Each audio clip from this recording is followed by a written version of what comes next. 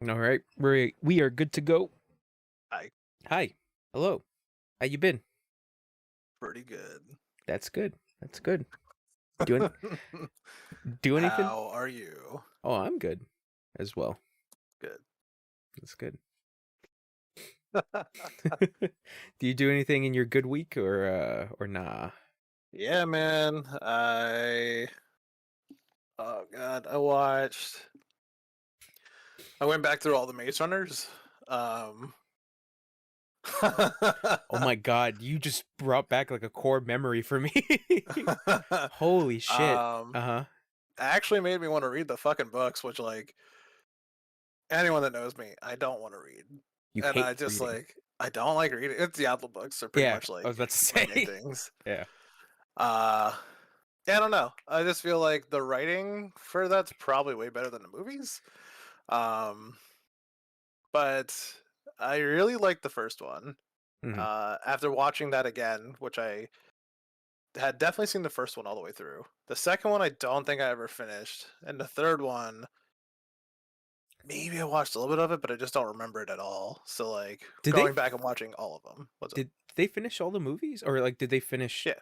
Okay. Uh, well, there was just a book released last year, I think, Oh, called The okay. Maze Cutter, which is 73 years after The Maze Runner. It does a time skip? Yeah. So it does. So essentially, it's like the Naruto Shippuden of Maze Runner. So like it's kind of hard. So like the way Maze Runner ended on movies. Did you watch them all, or I have no idea what the plot of Maze Runner is. do you want me to go into it or no? Sure. Yeah. Okay. So the way Maze Runner ends on the third movie, which is I think Death Cure, Hmm.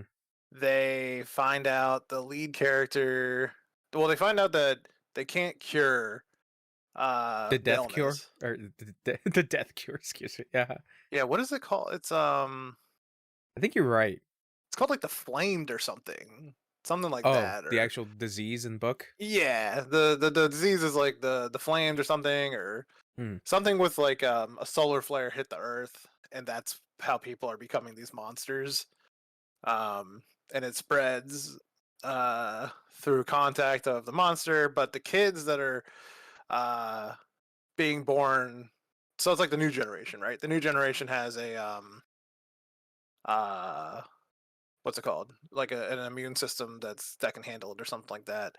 Um, but some of them can't, and some of them do. That's why they have the trials in the maze Hmm. to see who can and who can't. And then from there, anyways, in the second movie, uh, this group called the Right Arm.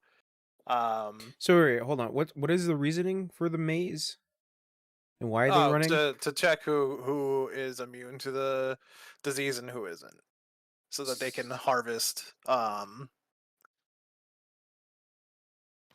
I don't know, I guess it comes from like their brain or something. They gotta like Oh. harvest something. They don't really explain it well in the movie, like what they're harvesting from them. But they put them in like this like cryo sleep, and like The as they're dreaming or something, it like siphons the shit from them. Basically like mm, making them scared somehow, produces it. like a hormone, basically. It may be something like that. But So it's sorry, I don't mean to interrupt, but like, what is the actual purpose of the maze? Is it for like the survival of the fittest kind of thing, or is uh yeah, so it's weird, right? yeah, okay, Because the first one, right? So you never get to go and see any of the other mazes. Again, like this is why I think the book is like better? probably better, Hmm. because it goes probably deeper into explanations and all this stuff. But from the movie, it seemed like the maze. Um, again, the first movie, they're just running through a maze. You know nothing. But later on, they explain like that the maze was used to like kind of weed out who did have the immunity and who didn't, basically. Um, which I don't completely understand unless like there were these bad guys. I can't remember their names, but these like bad guy things that were in the maze, and they would sting you, and then you would get infected and die. Um, So I don't know if the person they got stung, if you get stung and you're immune basically, or what, or Mhm. like trying to see like if you're smart enough to get out. Like it's again like it's weird, It's but very very weird. they get out and then like once they get out, they find out like all these people, everyone that was in a maze and got out, is now with the uh science group Wicked, who is like testing on them basically. Mhm. And of course they don't want to be with them because they don't want to be lab rats, whatever. So in the second movie, they get caught up with this uh like militia called the Right Arm, who's like helping fight against Wicked and keep the kids safe. Okay. They draw blood from the main character. They use it on one of the characters that was with the main character at this point, Mm. and she gets healed. And they're like, she's gonna need this like every month or something, or else she'll die. And then the scientist that drew the blood and gave it to that girl dies. And then the third movie, you find out the kid's blood is actually the thing that can save everybody. Um, it's like the cure, basically. Yeah. Or like the cure has like enzymes or whatever in it, or something, or whatever. Like I can't think of another like word Mhm. that's like would go with it or whatever. But yeah, so that's like basically it. So like you kind of like think like, okay, so like that scientist, they shouldn't have killed her. They would have known the cure way faster, all this other stuff. But Mhm. there's like, they had to make another movie, whatever. Yeah. But yeah, it was overall like they're definitely fun. Um, I think the first one's probably the best movie. The second one introduces cool characters, but the third one was like It was very meh. kind of like meh. Yeah, Okay. So, are the books still being written? You said that one just came out, right? I would assume. So like that's a sequel to the Maze Runner. So it just not a sequel, but like a. It sounds like it's gonna be a new trilogy, maybe or something. Like the Maze Cutter is now the first Oh. one, and there might be more. And then there's a thing called the Sickness or something. Again, I can't remember what that one's called, Mhm. but it's a precursor to all this everything. Oh, okay. Um, and then there's another book, and I just don't remember what that one is. Uh, so there's like three books that are not directly the Maze Runner, but it's part of that like Universe, essentially. universe. Yeah. Okay. Okay. I mean, that sounds pretty interesting. But wait, do the movies end like that narrative? Like, does it end that story? Um. Yeah, pretty much. I mean, Okay. they couldn't revamp they if they wanted to make those movies or add more to it. There's no way they're getting the full cast back. They would have to uh do a remake. Okay. Yeah. You know what's funny? I always got those movies mixed up with the Percy Jackson movies. I don't Yeah, know why. Cuz like it was around the same time, right? yeah. Okay. It was Percy Jackson came a little bit before that. Okay. Okay. So I'm not. Uh, so books would be the ones that I couldn't think of were the Kill Order, the Fever Code, which is the one about like the sickness. Okay. Um, The Fever Code. there's one called Crank Palace, a Maze Runner story, Damn. Man, damn, they're really but I don't know what the fuck that's all about. the Maze Runner cinematic and literary universe. Like they're Yeah, really again, really pushing it. these are. I can only imagine the books are good. I think I'll probably pick them up. It's only like $20 for the entire set on paperback. That's pretty So good. Yeah, that's yeah, pretty good. It's funny you mentioned that because like I really wanted to get back into reading, not just like comics and shit. Well, that too because I have like a shit ton that I have just dude, gathered. comics are fucking great. Yeah, because like I've been meaning to read. I bought the entirety of fucking Preacher, the Preacher comics, or the Oh, Preacher nice. graphic novels, and I just haven't touched it. And I feel kind of bad because it's just like it's just sitting there. Um, but there's a podcast I've been listening to called Two to Ramble, and they talk about like mostly like very nerdy shit, but the main gist of their podcasts are like books, like specifically fantasy books that they really enjoy. So one book that caught my interest was, well, there's a couple that caught my interest, but like one specifically is this book called The Emperor's Soul. Um, and don't remember the summary of all of it, but basically, it's a fantasy setting with uh th- the whole idea behind it, as far as I remember from that podcast, is this girl who's very good at magic gets caught stealing like an artifact from her, I guess her nation's like kingdom, like a very important artifact. So apparently what's going on in that kingdom is their emperor just died, but they want to keep that a secret, so they basically make this girl create like almost like a, well, try to create a copy of the emperor's soul, and that's basically the whole premise of that story, is her trying to create a soul, and whether or not the like the soul will be the same. It's that whole idea, is that like what truly makes a soul. And it's written by what is his name? He's very well known. Um Hold on. Brandon Sanderson. So if you don't know who Brandon Sanderson is, he was the guy who finished I believe the Wheel of Time series.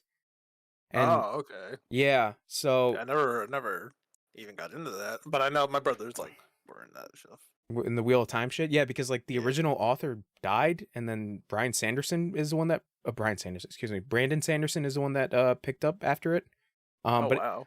he has his own like, of course he has his own other series. So it's like there's a Storm Ruler, I think it's what it's called.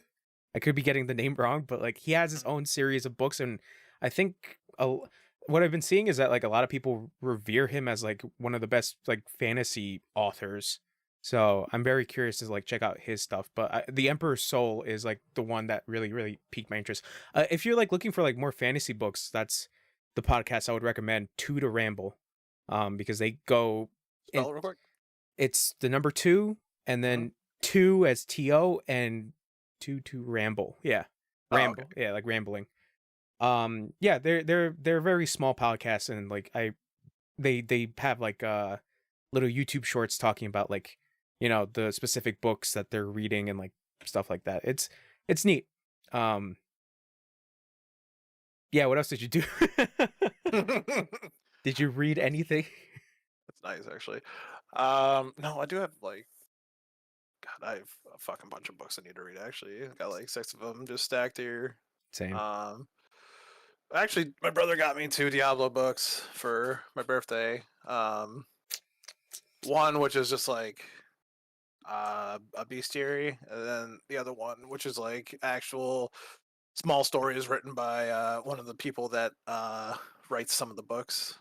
Oh, okay. So Mm, probably should take a look into those. probably. And then the other two, our other couple books I have are basically history books. I don't know. I like history a lot, so No, that's fair. um, That's fair. yeah. Uh, the other things I did was more movies. Mm-hmm. Oh, real quick. Percy Jackson was 2005, and Maze Runner was 2009. Okay, so 4 years apart. In the movies? Uh, I don't know. Hold on. Uh, Percy Jackson had to be like 2000, Uh, 2010? What? and then Maze I think Runner. Maze Runner was 9. 2014 was Maze Runner. Really? Wow. What? Yeah, I really didn't like the Percy Jackson movies, bro. I wanted to so bad because they're, you I know, know people really like the books.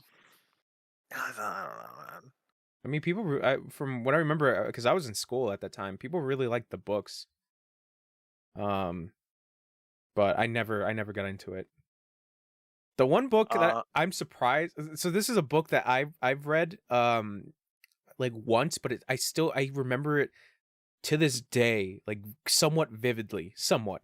It's a book called The House of the Scorpions, and it's a young adult novel, and I think the author did a sequel. The House of the Scorpion. Yeah, The House of the Scorpion. Um, it's pretty good. Like it's really good. I really enjoyed it. 'Cause it was one of those books that like really captivated me, and I think I read it in like middle school. But I think she did a sequel for this, and like I'm surprised it never got adapted to anything. And it was written in well, it was printed in 2002. It's wild. It's about drug lords in the dystopian future. It's pretty good. I'm not gonna front. It's pretty good. I should probably read that sequel or probably reread the first book, see if it still holds up. But yeah, Percy Jackson, I like that's it's so weird to hear Percy Jackson and the Maze Runner. uh so did you watch any other movies besides Yeah. Maze Running? Maze Runner was good, man. Yeah. I watched The Black Phone. Um, A good movie, fantastic. it was better than another movie I watched. I don't know. Did you watch this? I did. It was with Ethan Oh, Hawke and the little kid in the basement. yeah. How do you feel about it? It's not the greatest thing I've seen. Yeah. I enjoyed it somewhat because of the creepy elements. Um, but it's weird because of the fact that um it's not a Stephen King adaptation. It's his son's adaptation. It's Joe King. Uh He's just joking. he's just joking, or what does he go by? Joe Hill, I think he goes by. Um but it's based off of his son's I don't know if it's like a short story or something. I'm trying to remember. I don't know if it's Like, did actually. his son write this? Hold on. Uh, Because I don't see him on here. Director Scott Derrickson. d- d- d-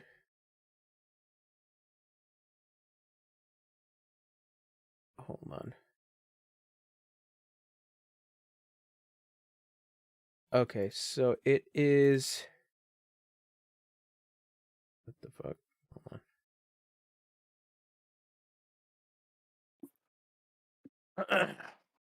Hold on. Hold on. Yeah. Hold on. Okay, so it's a short story by Stephen King's son, Joe Hill. Gotcha.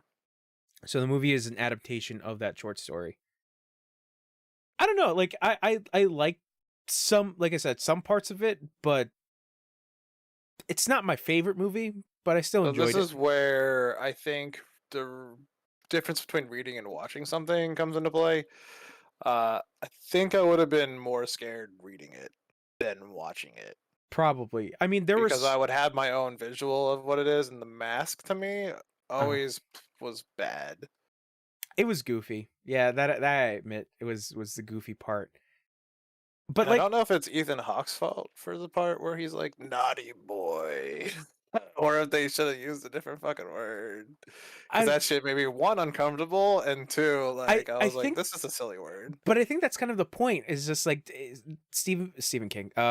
Ethan Hawke's character is supposed to make you uncomfortable because I think That's fair. I think the whole thing with that character was pretty interesting, but in a fucked up way because of the fact that like that whole game of like where he leaves the door open and he waits for you, and like the little ghost kid is like it's a trick, like he's up there, he's gonna like he beat me to death, and like you get that shot of like up the stairs and like Ethan Hawke shirtless with a belt, like twisting it, and it's just like that scene where it's just like, oh fuck, like this dude's fucked up. Dude, when the kid was like, "Don't go upstairs," and then he like opened the door and started walking upstairs. I was like, "Fuck you, dude! They literally just told you He's like, not to do it. he's Like, got to why wouldn't you try. listen to Ghost Kids?" Yeah, that's true. Why wouldn't you listen to Dead Ghost Kids?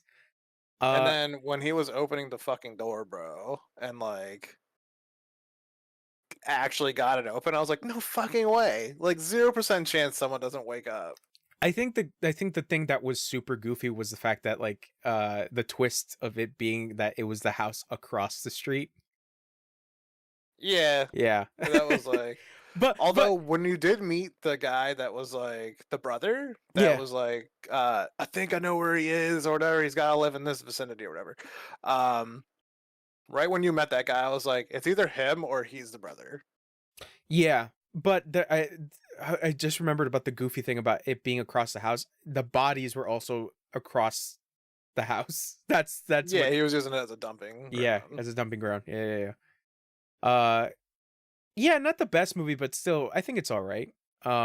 Again, I think reading it would make it scarier, just Possibly. because I would have my own images of what I would be seeing versus like actually seeing like the silly things that I saw. Yeah. Because what was it? It was one thing I wanted to mention. Um,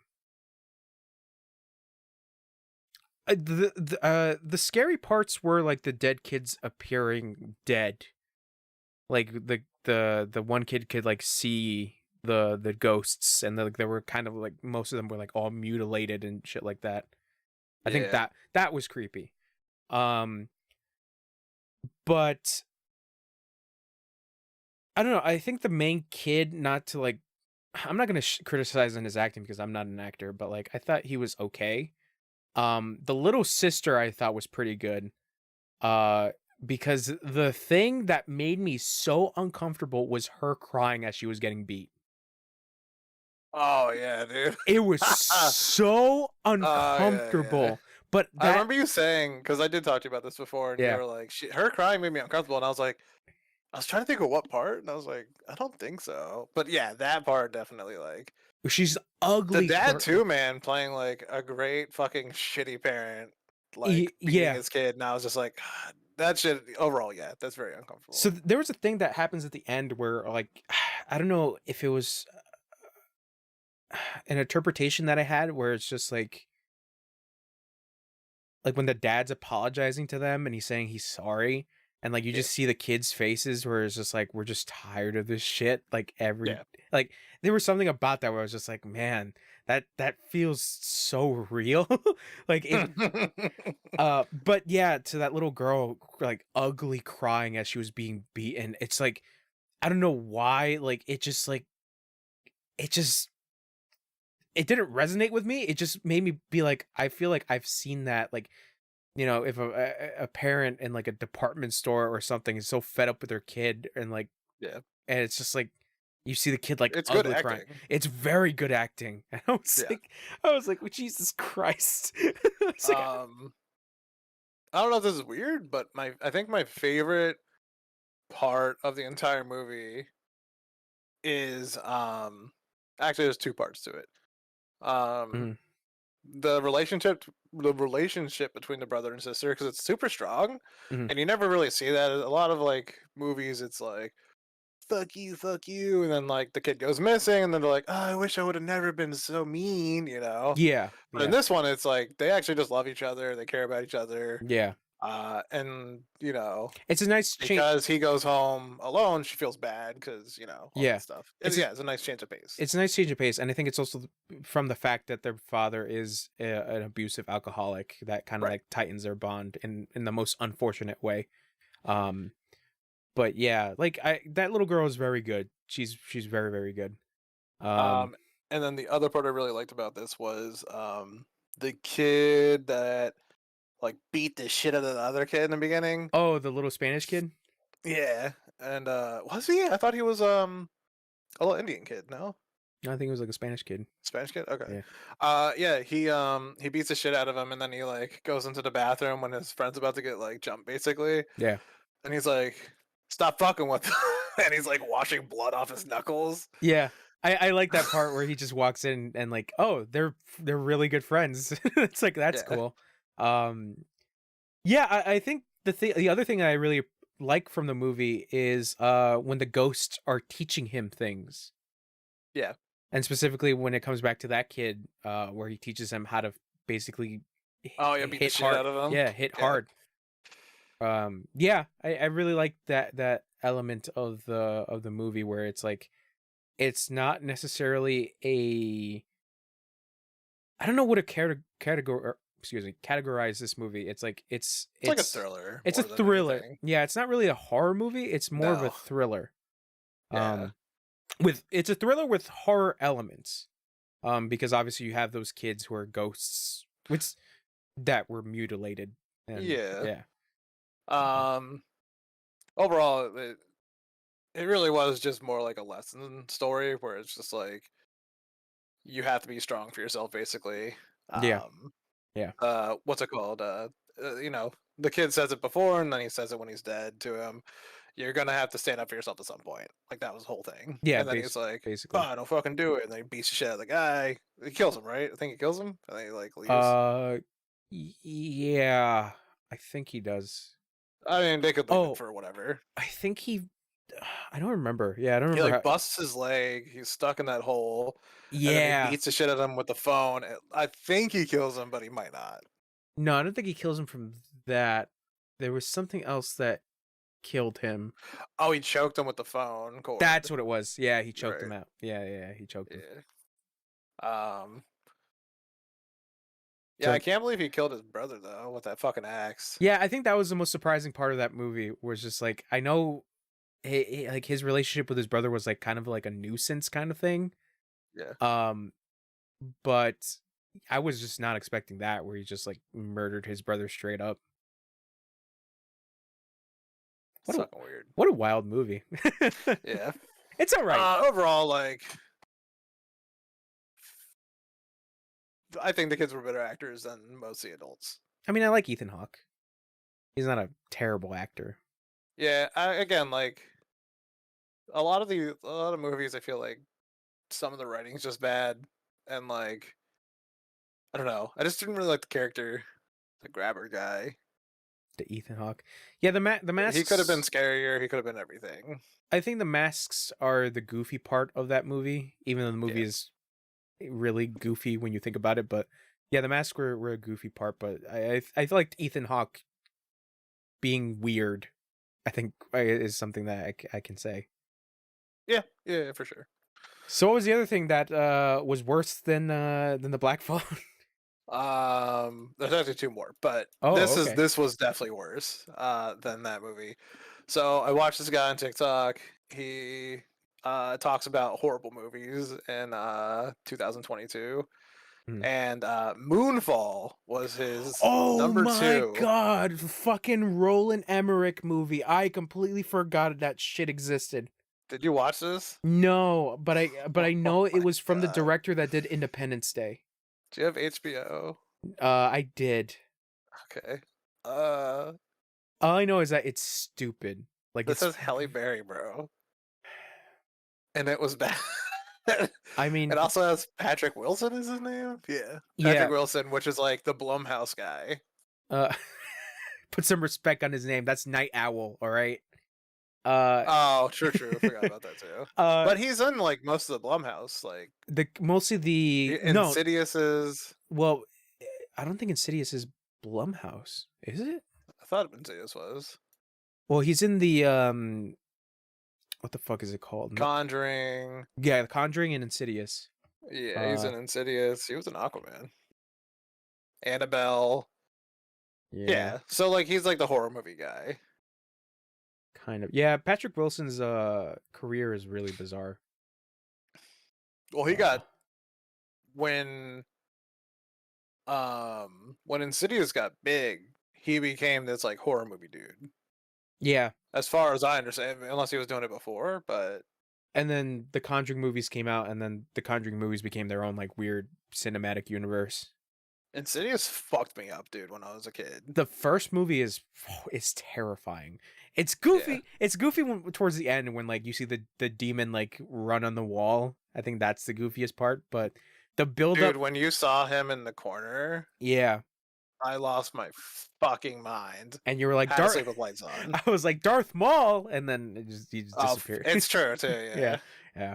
yeah. Yeah. That first movie it's really, I wouldn't say it's hard to watch. It's like it's fucked up. Yeah, it's just really, it's good. It's a good first movie. But like, oh no, Paranormal Activity came out before that, right? Yeah. Okay. So, but yeah, then like afterwards, the Insidious movies just kind of like went downhill. Because I forget how many movies are there. There's The second one was fine. It was like after that, it was not good. Uh, No, Paranormal Activity came out first. Yeah. Okay. So Paranormal. Insidious was 2010. Paranormal Activity was 2007. Oh. Okay. So yeah, Chapter 2. Yeah, Insidious Chapter 2, and then Chapter 3. Chapter 3 was like a prequel. Yeah, it's like Saw. Saw was good for like 2 movies, and then they Oh. started going down. Wait, hold on. Okay, and then the first one. Oh, so yeah, you're right. They're Blumhouse movies. Because if Insidious 1 was one of the production companies was a studio called Haunted Movies, and that's part of Blumhouse. Yeah. Yeah, they're Blumhouse movies. Yeah. The first one is still pretty good. I do like the fact that I think the second or the third, I think it's the second movie, does like the time travel shit. Oh no. Or maybe yes. Yeah. Do you remember that part of the Insidious movies where it's like in the ghost world, it's technically like time doesn't exist? Yeah, they can see like multiple different like things that happen. Time, differently. yeah. And then holy shit, there's an upcoming movie. For Insidious? Yeah, Insidious Fear the Dark. Yeah, it doesn't surprise me. And you know who's directing it? Who? Patrick Wilson. Really? Yeah, it's his directorial debut. That doesn't. So like, I don't think he's a bad actor. By the way, I think this movie's just bad. Well, Insidious? No, Moonfall. Oh, Moonfall. Yeah. Sorry. No, you're fine. I'm so stuck on the Insidious tangent. So apparently, Oh well, I'll go see that actually. it's apparently supposed to. It's scheduled to come out this year, July 7th. Yeah, I'll check it out. Hold on, let me read the synopsis. You ready for this? Sure. 10 years after the end of the previous 2 films, Josh Lambert, Patrick Wilson, heads east to drop his son Dalton off at an idyllic ivy-covered university. However, Dalton's college dream becomes a nightmare when the repossessed demons of his past suddenly return to haunt them both. So that demon is coming back. Oh, nice. Cool. They get to punch that demon. Okay, sorry. Go ahead. Moonfall. I mean, it makes sense. They're demon hunters, so like it would make sense that they keep getting haunted or whatever. Wrong universe. He's a ghost hunter in Conjuring. He's just a dad in Insidious. I thought they turned into hunters in that. No. Jesus Christ. No. That's what you thought? At the end of the first Insidious, they just dressed like they did in like the 1970s and then went to go hunt demons. Oh no, Jesus. There's so many fucking. That's what I'm saying. He's in like all these horror, bro. Yeah, they could just converge at that point. Yeah. I thought in the second one they were like, well, gotta make sure this shit doesn't happen to my kid again. Yep, You know? It's time to go find the Annabelle doll. God, you know what really? I can't watch The Conjuring, bro. Like, I watched the first. Okay, go ahead. Let you finish. It fucks with me way too hard. Like, still to this day. I think it's The Conjuring 1 or The Conjuring 2, where the nun is like in the house and she like is a witch or whatever the fuck it is. She's wrapped around a fucking tree and hung. But like she like chases, I can't remember, man. But that shit just was like too fucking. I think it's bonkers. Conjuring 2. Yeah. Conjuring 2 is the nun, which is hilarious because then the spin-off movie came out about the nun called The Nun. Yeah. The first one is actually pretty alright. I'm about to go back and check it out. Yeah. The first one's pretty alright because like it's about that family that was dealing with a haunting, and I think it supposedly was like based off a true event of some sort. Oh, there's 3 of them. Sorry, hold on. There's 3 Conjuring movies. Yeah. I think I saw this one. Yes, I think I saw this one because I think I mentioned on like Twitter that like I think the Conjuring movies are like my Fast and Furious. Like they're like my guilty pleasure Oh, yeah. because they're like not good movies, but they're kind of like weirdly enjoyable.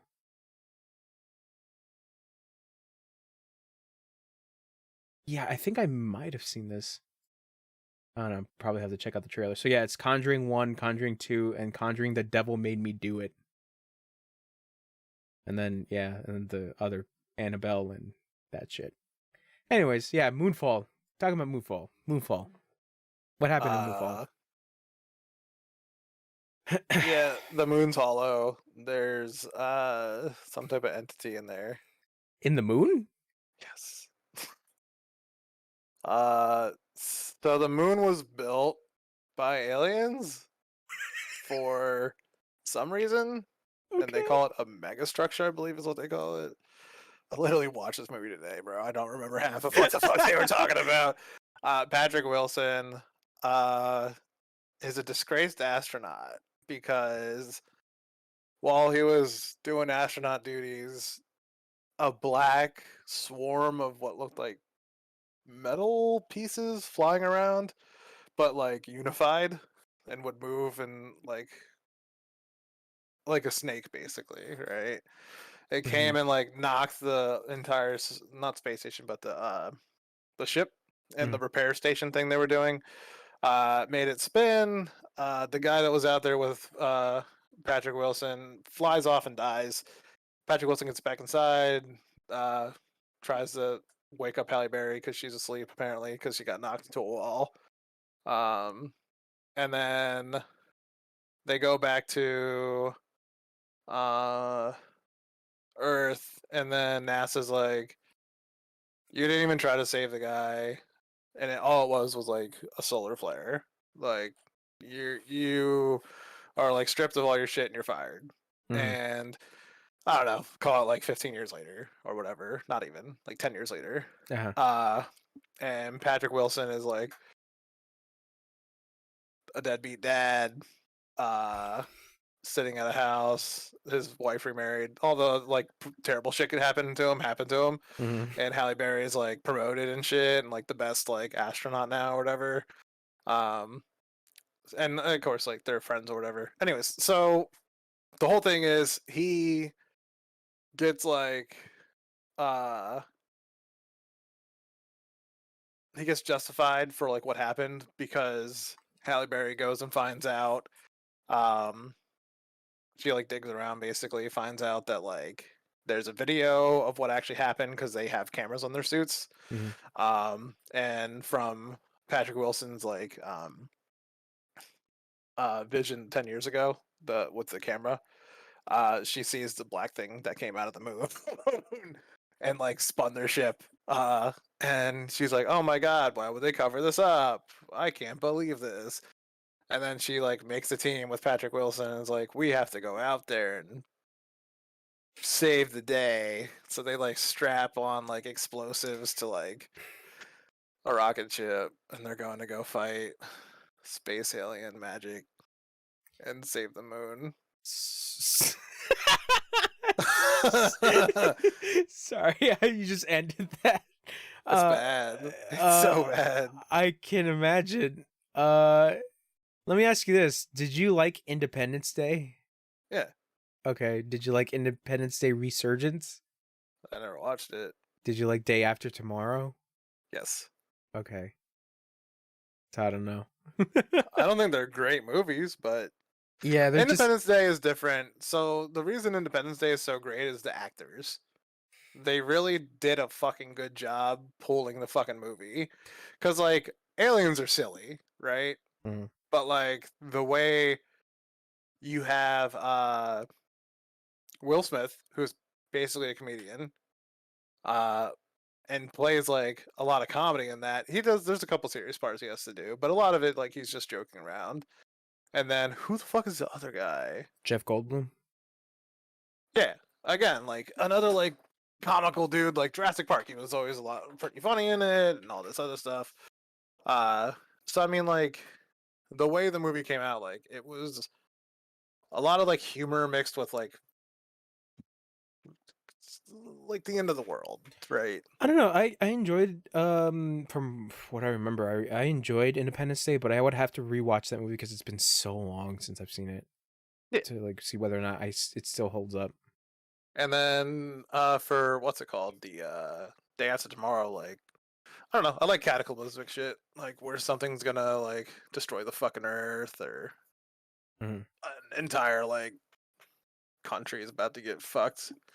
Shit like that's like always like, yeah, that'd be crazy if like the water rose above everything or everything froze or blah blah blah blah blah blah And not Jack, Dennis Quaid was your dad, and you were the son, Jake Gyllenhaal. blah. Gyllenhaal and Dennis Quaid, baby. Dennis Quaid, that's right. Uh, So bad movie, Moonfall. yeah, Moonfall is bad, and then I watched Horrible Bosses too, which the first one's great, and the second one's still pretty great. Okay, that's good. Yeah, good comedy. That's good. That's good. It's funny. I know we talked about the Black Phone and like Stephen King adaptations. God, I cannot fucking believe I actually watched that shitty adaptation. Mr. Harrigan's Phone. It is terrible. Oh, that's a real thing. It's You're on. joking about that. No, it's on Netflix.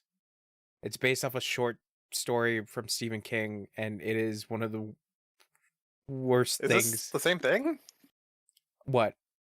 Is this the same thing about the movie? What do you mean? Mr. Harrigan's Phone, is it the same concept as Black Phone? No. Well, yes and no. Okay. So yes. This isn't good? It's not good. Okay. Oh, because so let me I give should you, watch it. I got it. let me give you the premise. Essentially, it Okay. takes place in like uh when did the iPhone 1 come out? 2003? Hold on. iPhone 1. iPhone 1 2007. 2007. Okay, so this takes place in 2007 when the iPhone 1 was becoming a thing. And basically the premise of the movie is that this kid develops a relationship with this older guy in the sense that they become friends, not anything Wow. creepy. They had sex. Oh my god, no, stop. uh, so yeah, he becomes friends with this old guy. They've been friends for like years prior. But he dies. So the kid's last gift to him was an iPhone. And essentially the iPhone is like sending him text messages and shit, and it's the old guy. And I'm just like, this is terrible. And then how the movie ends is just terrible. Like it is not good. It's So it's almost like the movie Lake House, where like Keanu Reeves gets mail oh, from what's her name? From Is- a different dimension? is or that time? oh yeah, Lake House. Is it Lake House or is it You Got Mail? Wait, No, it's Lake House, it's like you fuck. sorry. Which one's You Got Got- Mail? You Got Mail is when they go to like, or no, he lives in oh my god, Seattle. Yeah, You Got Mail is Tom Hanks and Meg Ryan. Okay, never mind. Yeah, Sorry. this fucking guy. Sorry. I can't remember okay. the chick's name. Keanu Reeves, bro, would never hang out with Meg Ryan. Keanu Reeves and Sandra Bullock, I think it is, right? Yeah. Yeah, that's why it was kind of similar to Black Phone because it's ghosts and phones. And phones. Ghosts and phones. Ghosts can haunt Remember the phones. movie Phone? Do you remember the movie Unfriended? Ghosts can haunt technology. Jesus Christ. So, you had a full week of movies? Mostly, yeah. I Okay. played Returnal again, trying to beat the boss again. Oh, so good And- news. Comes out on PC the 15th of February. Boo. I want my games on PlayStation only. Only, that's right. What are you gonna do when all the PS5 games come to PC? You gotta have to sell your PS5. I got absolutely destroyed in that game, by the way. Returnal? Yeah, Yeah, because the final boss has like before you get to the final boss, there's a bunch of dudes that can like malfunction you, and they pretty much like one shot me. There and mm, there's like three of them that I have to get past before I get to him, and I'm just like, fuck this shit, because I had 4 heals to go into the boss, which I would definitely have fucking finished him off with 4 heals. yeah. But I had to use all my heals because this one guy almost fucking destroyed me, and I was like, fuck this shit, dude.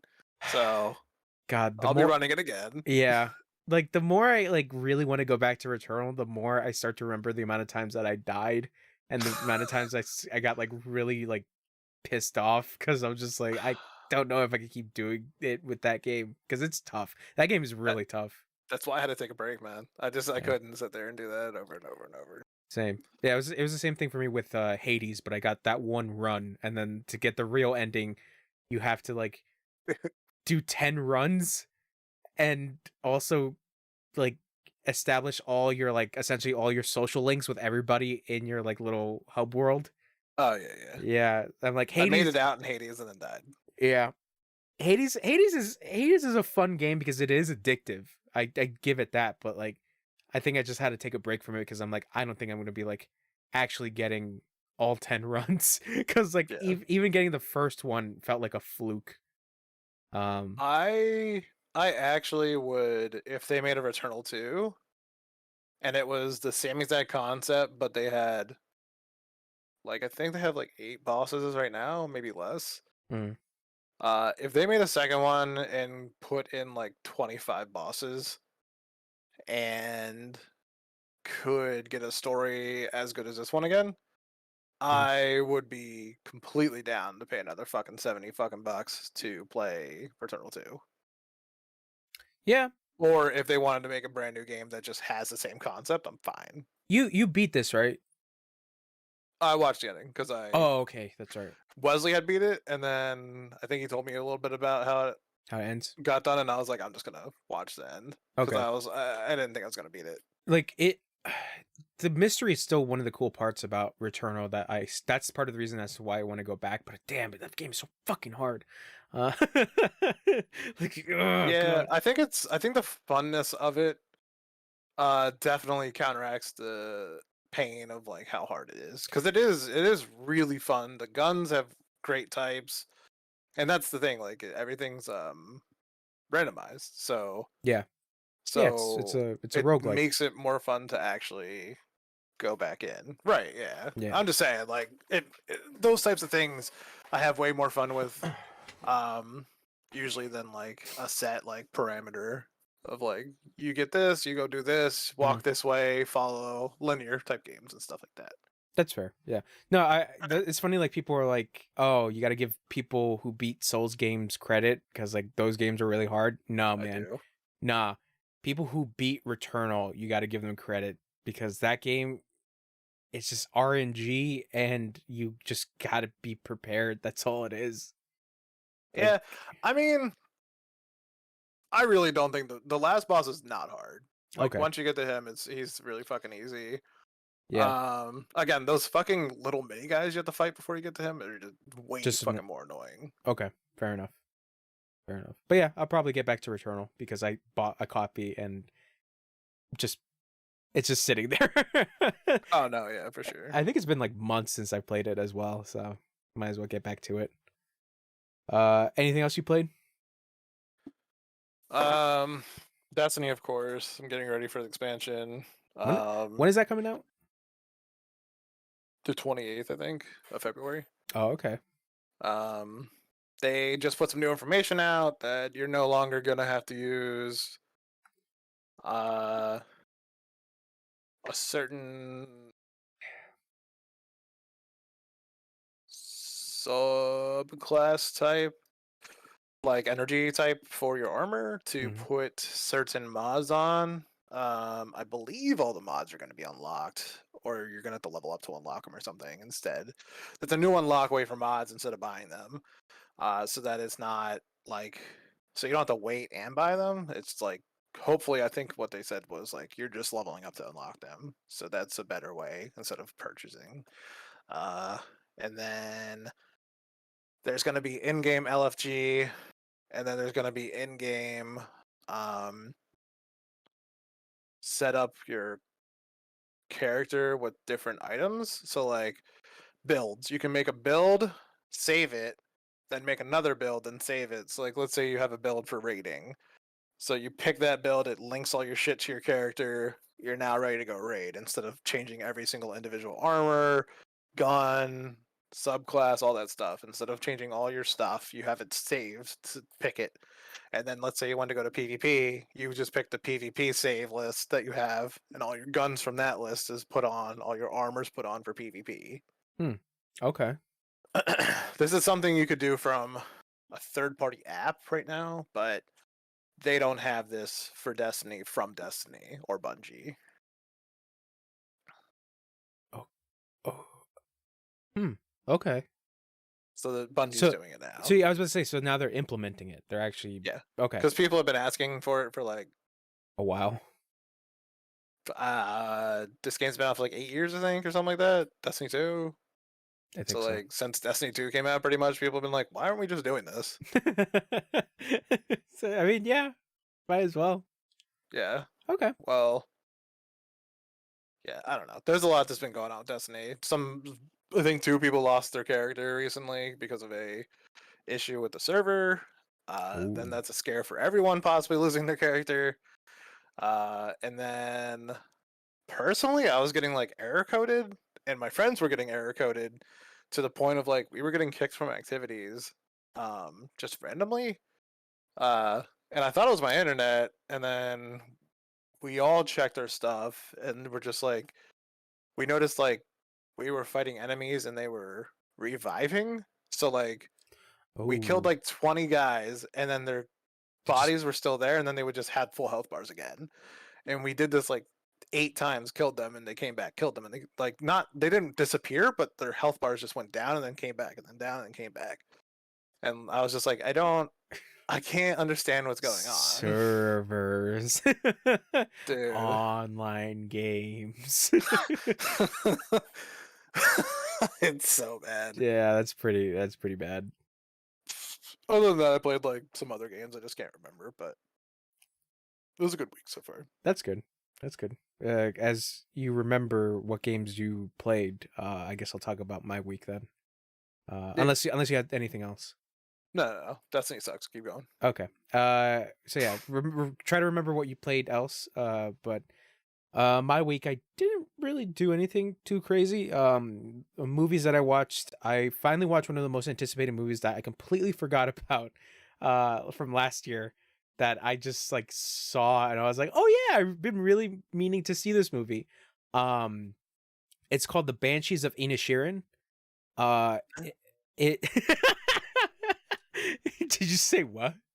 Yeah. Okay, so this is a comedy movie that this was one of my most anticipated movies because it's by the director that did a movie called In Bruges, and it's a movie that starred Colin Farrell and shit, I forgot the other actor's name, but if you see his face, you're like, oh, I've seen him and stuff.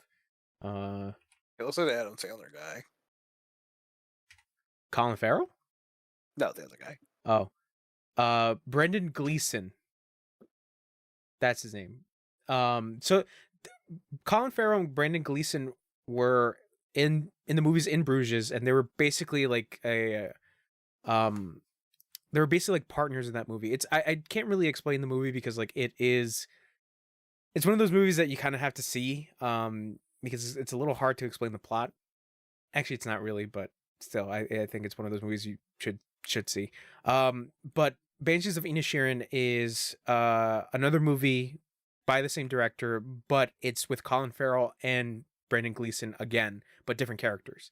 And essentially the premise of this movie is in this little Ireland town, like off the coast of Ireland, during the time where the Irish Civil War was happening. Um, this little village is like, they keep to themselves. They don't really interfere with anything on the mainland. They don't really care for that. But the whole premise is that Colin Farrell is kind of this like dim-witted, nice-hearted guy who like, um, is he has his own little farm that he lives in his farmhouse with his sister, and uh, the only thing he gets to look forward to every day is hanging out with his best friend, who is Brendan Gleeson. And Huh. essentially, the whole thing is Brendan Gleeson just doesn't want to hang out with him anymore. And Colin Farrell is trying to figure out as to why. And then the movie just goes from there, where it's just like the amount of attempts Colin Farrell tries to interact with Brandon Gleeson, to the extent where Brandon Gleeson's like, dude, I don't think you're understanding this. I don't want to be around you. Like, I think you're boring. Like, it got to the point where like everything felt so childish, but at the same time there was something that felt so real about it, where I was starting to get stressed out because I'm like, could my friends do this to me at any point? Where they're just like, I don't find you enjoyable anymore, and then just leave. But that's the hilarious part of the movie, is that they live in this small fucking island, and it's like they basically like see each other like almost every day. Um, but yeah, the movie just kind of goes from there, and it's like uh the biggest thing is Brendan Gleeson is trying to tell Colin Farrell that like, I don't want to be around you, and if this doesn't stick into your head, the next time you try to approach me and try to start a conversation with me, I will cut one of my own fingers off to show you that I do not want to be around you. And it's just like this Huh. wild, it's this wild fucking thing. It's a good movie. It's a very good movie, but I think it's also a little like microcosm of like a civil war is happening over in Ireland, while at the same time this own little civil war is happening on this island as well. Like, Yeah. I'm not too I don't know too much about the Irish Civil War, but every civil war is like one group just doesn't like the ideas of another, or just doesn't like the other's like way that they live, and Ah, yes. War. war. Um It's great. I think Colin Farrell and Brendan Gleeson together, I think they have the best chemistry. And I hope they do another movie together, especially with this particular director, because they're just great in this fucking movie. They're really good. Nice. And Colin Farrell, it's funny too, because like Colin Farrell, I remember from like the early like 2000s, he was viewed. He's still very handsome, but he was always viewed as like the sexiest man alive. And then seeing him in this movie, he's like, he's not schlubby, but he's kind of that character that you just want to give a hug sometimes, because he's way too nice for his own good sometimes.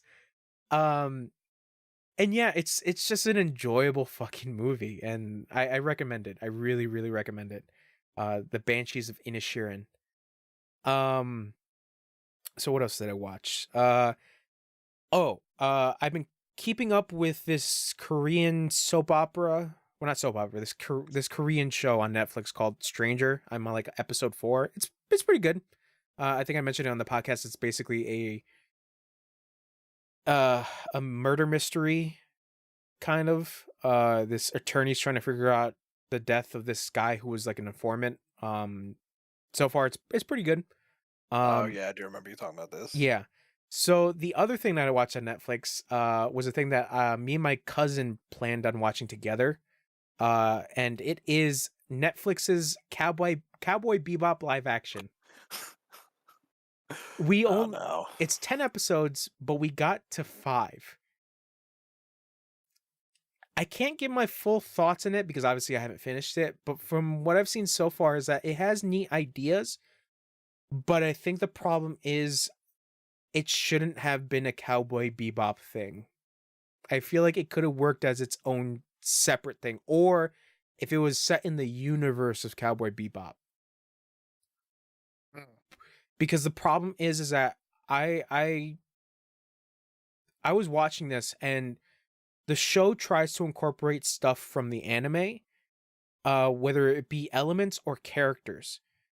So there's a thing in the live action where a specific character is like in the background from one of the episodes of the anime, and that character's story is so fucking interesting, but they kind of get reverted to a background character, and it's just like this weird thing of like, oh, why that choice? And then on top of that, your villain, Sid Vicious, is also kind of goofy. Um, and how they wrote Spike Spiegel is also not great because Spike seems like a psycho a little bit. Um, I don't know. It's very weird. I have to finish watching this show, but like it was funny because me and my cousin were just talking about how like this show got canceled within the month it came out, and it's like I said, there's some stuff that it's like it's not too terrible, but I don't think it should have been called Cowboy Bebop. I think that would have saved this series in the long run. Yeah.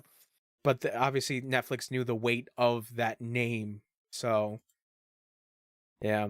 Like John Cho is not a bad actor. Like he's all right, but I think his portrayal of Spike is not good because Spike can be a dick sometimes, but he comes off as like a really cool guy that, you know, you can kind of trust. But in the show, how he's portrayed is that he's an asshole like most of the time and a psycho kind of.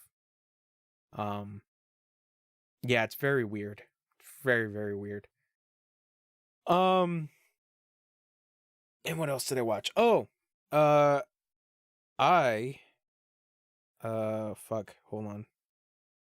I watched a movie that gave me more emotions than Avatar 2. Avatar 1? Avatar 2. Yeah, was it Avatar 1 that gave you more emotion? No, it was not Avatar 1.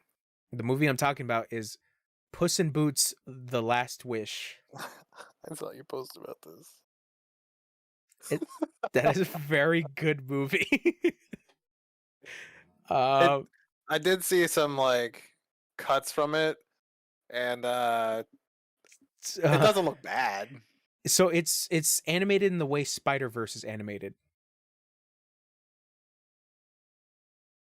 Yeah, it looks good. Yeah, it's good. But the actual story itself is actually pretty good. It's pretty fun. It's a really fun movie. And I was like, no wonder this thing beat Avatar 2 and like fucking Metacritic scores. Oh yeah. Cuz it's good. It's legitimately really good. And I always keep forgetting that like Salma Hayek and Antonio Banderas are like whenever they're together I keep thinking about fucking Desperado. If you've ever seen that movie. Do you remember the movie Once Upon a Time in Mexico? Didn't that have Johnny Depp? Yeah, that's the one with Johnny Depp. And Willem Dafoe in Brownface. I talked about that. Oh no. Yeah, he's in Brownface. Yeah, I and it's crazy because like Antonio Banderas's voice is, I like his voice, especially as Puss. Really fun movie. Like I said. Excuse me. I just burped right there. I'm trying to think. Any other movies or any other shows that I've been watching? No, I think that's pretty much it. I was before we started watching the podcast, excuse me.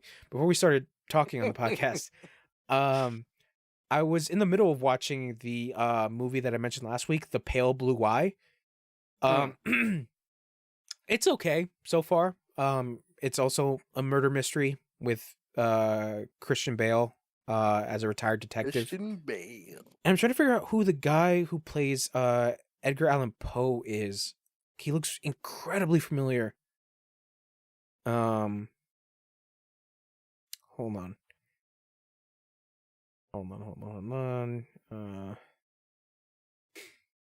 But yeah, so far that movie is pretty interesting with the setup where a cadet over at a military base was like murdered, so this detective has to figure out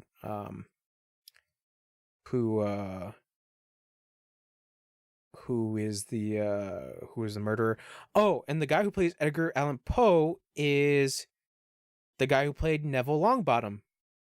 Oh no, Oh. no, excuse me, Oh. not excuse me, not Neville. Sorry. Dudley. Dudley Dursley. Oh, the The main kid? the cousin.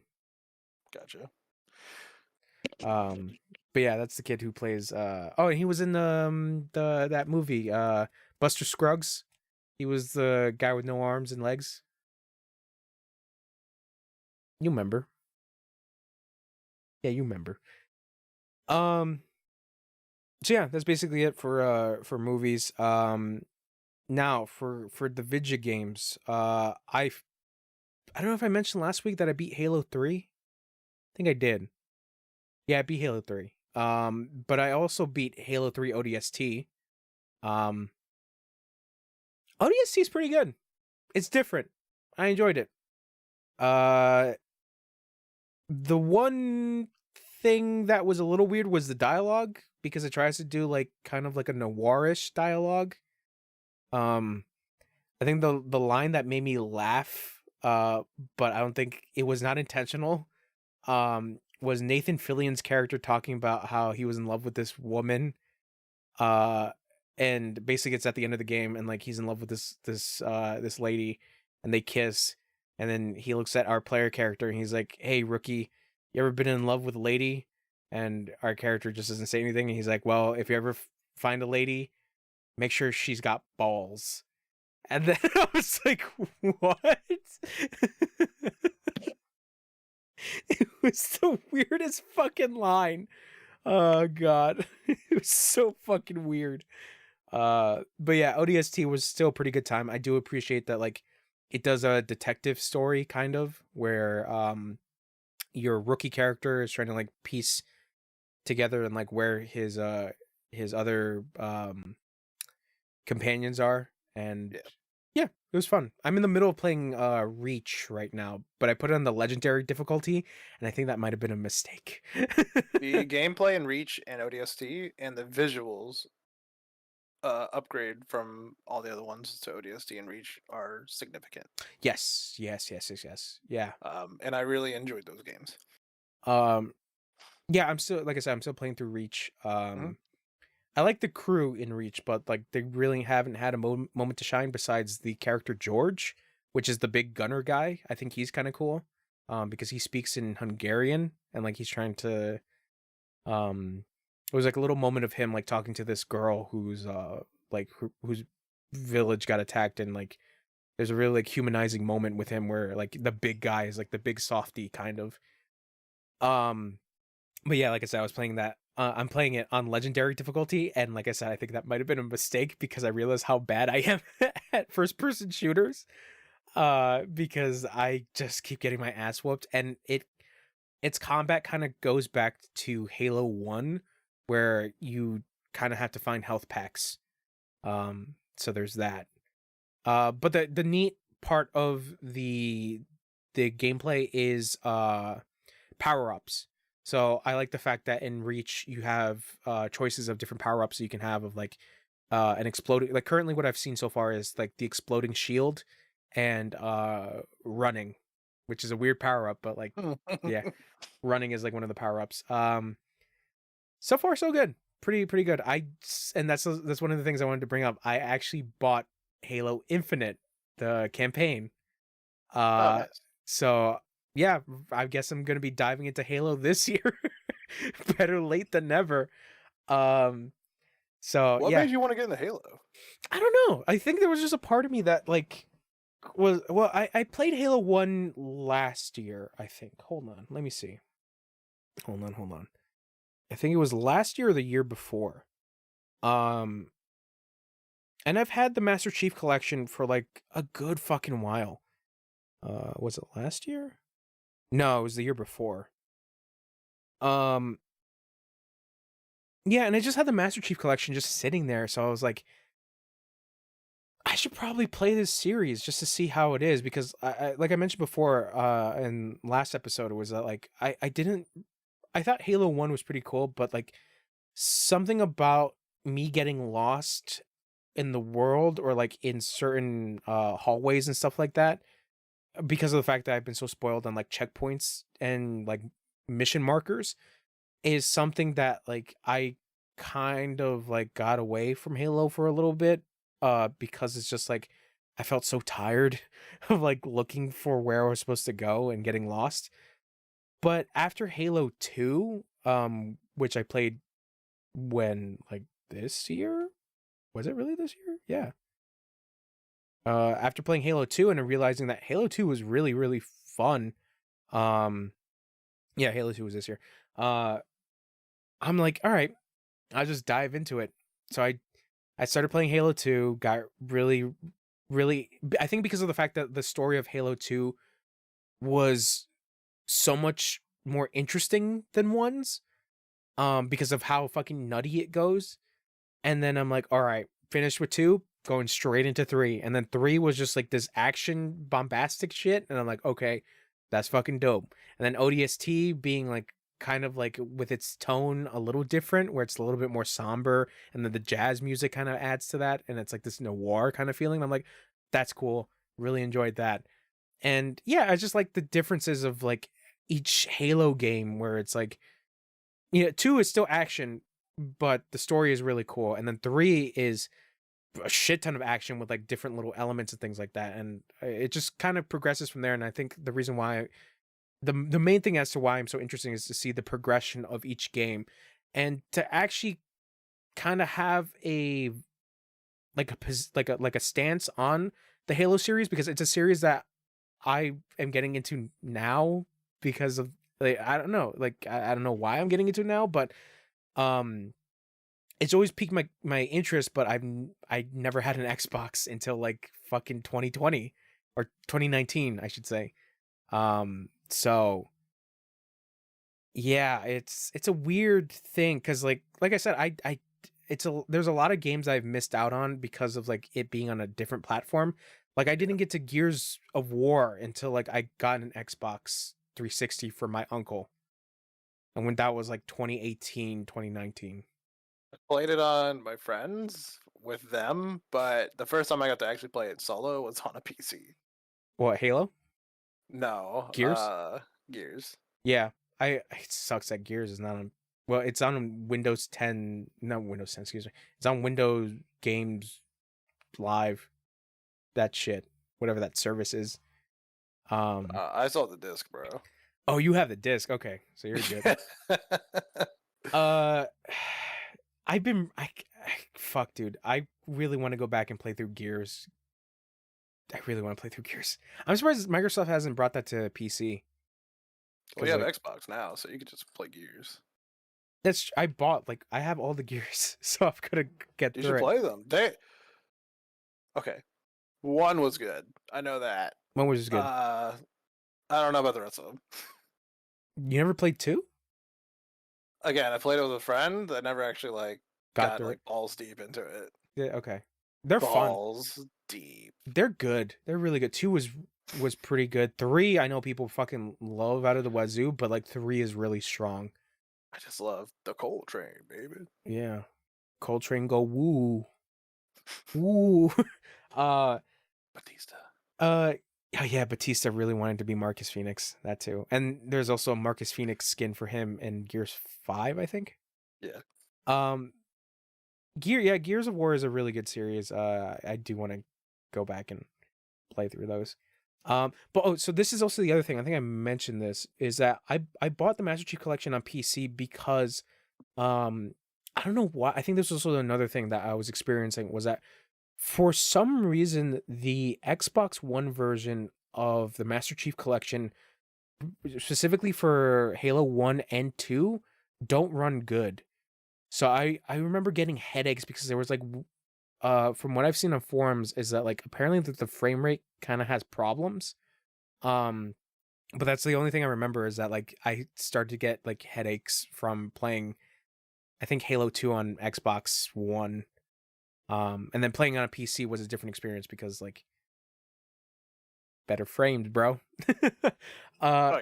But that I think also what's really good about fucking that Halo 2 Anniversary Edition is like the cutscenes. Oh my god, those cutscenes look amazing. Yeah, Halo, good time. Having a good time with Halo. But yeah, ODST I beat and oh shit. Whoa, what was the other thing that I beat?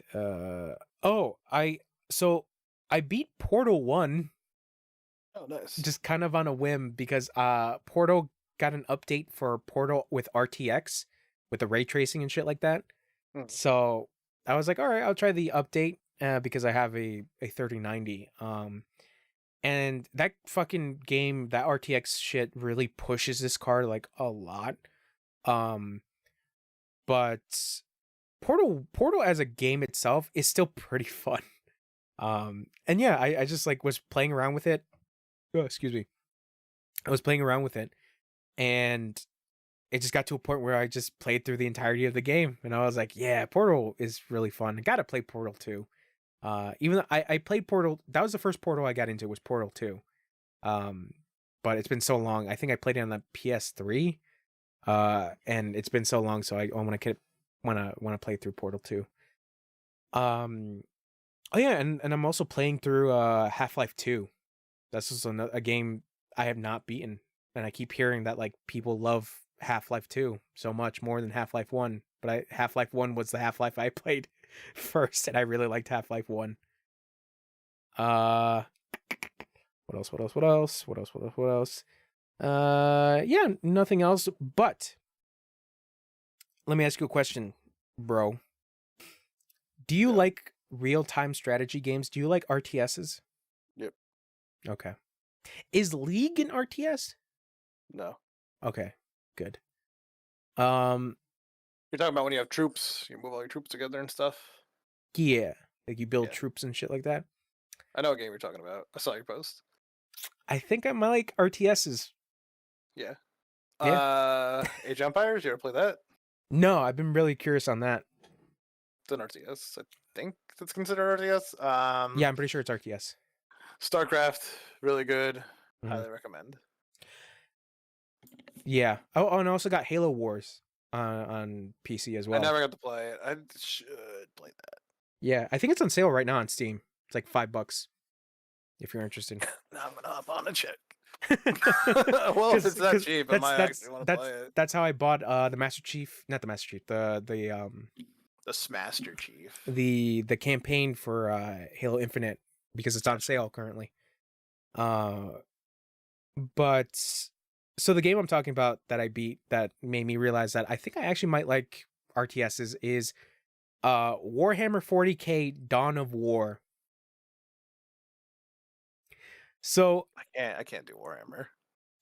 Warhammer's cool from an outsider's perspective because like don't know that much of Warhammer. I've only seen like the armors and shit like that, and I've gotten kind of obsessed with it now specifically, but I realize that I fucking hate painting. I don't like painting. And but I can appreciate people who actually paint the little figures and stuff like that. So I've been watching like little like videos and stuff like that of people like painting their stuff or like how to play the game itself. But I realize I'm not patient enough to paint this stuff. Maybe later on if I have the money to buy all the fucking Warhammer figures, maybe and paint sets, but I just can appreciate it from afar. But Dawn of War itself is incredibly fun. I went into this game kind of blind. I already knew that it was an RTS. And I mentioned, I think before that like one of my New Year's resolutions was to get into game genres that I don't really know about as well. So RTSs I felt like was a good genre to get into.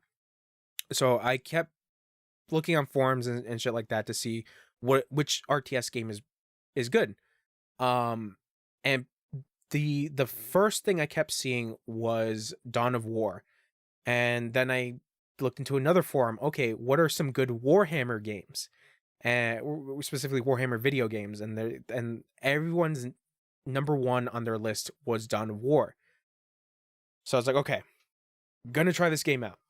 I got Dawn of War and I got the expansions for it as well, which is insane. On like, I was looking on how long to beat for each of the expansions for Dawn of War. They all can be considered like sequels because of how long they are. They're all just games as well. Like they all could just be regular. I thought it was gonna be like each expansion is gonna be like, yeah, like 5 or 6 hours. No, they're all like fucking like 12, 13 hours. Just like Dawn of War.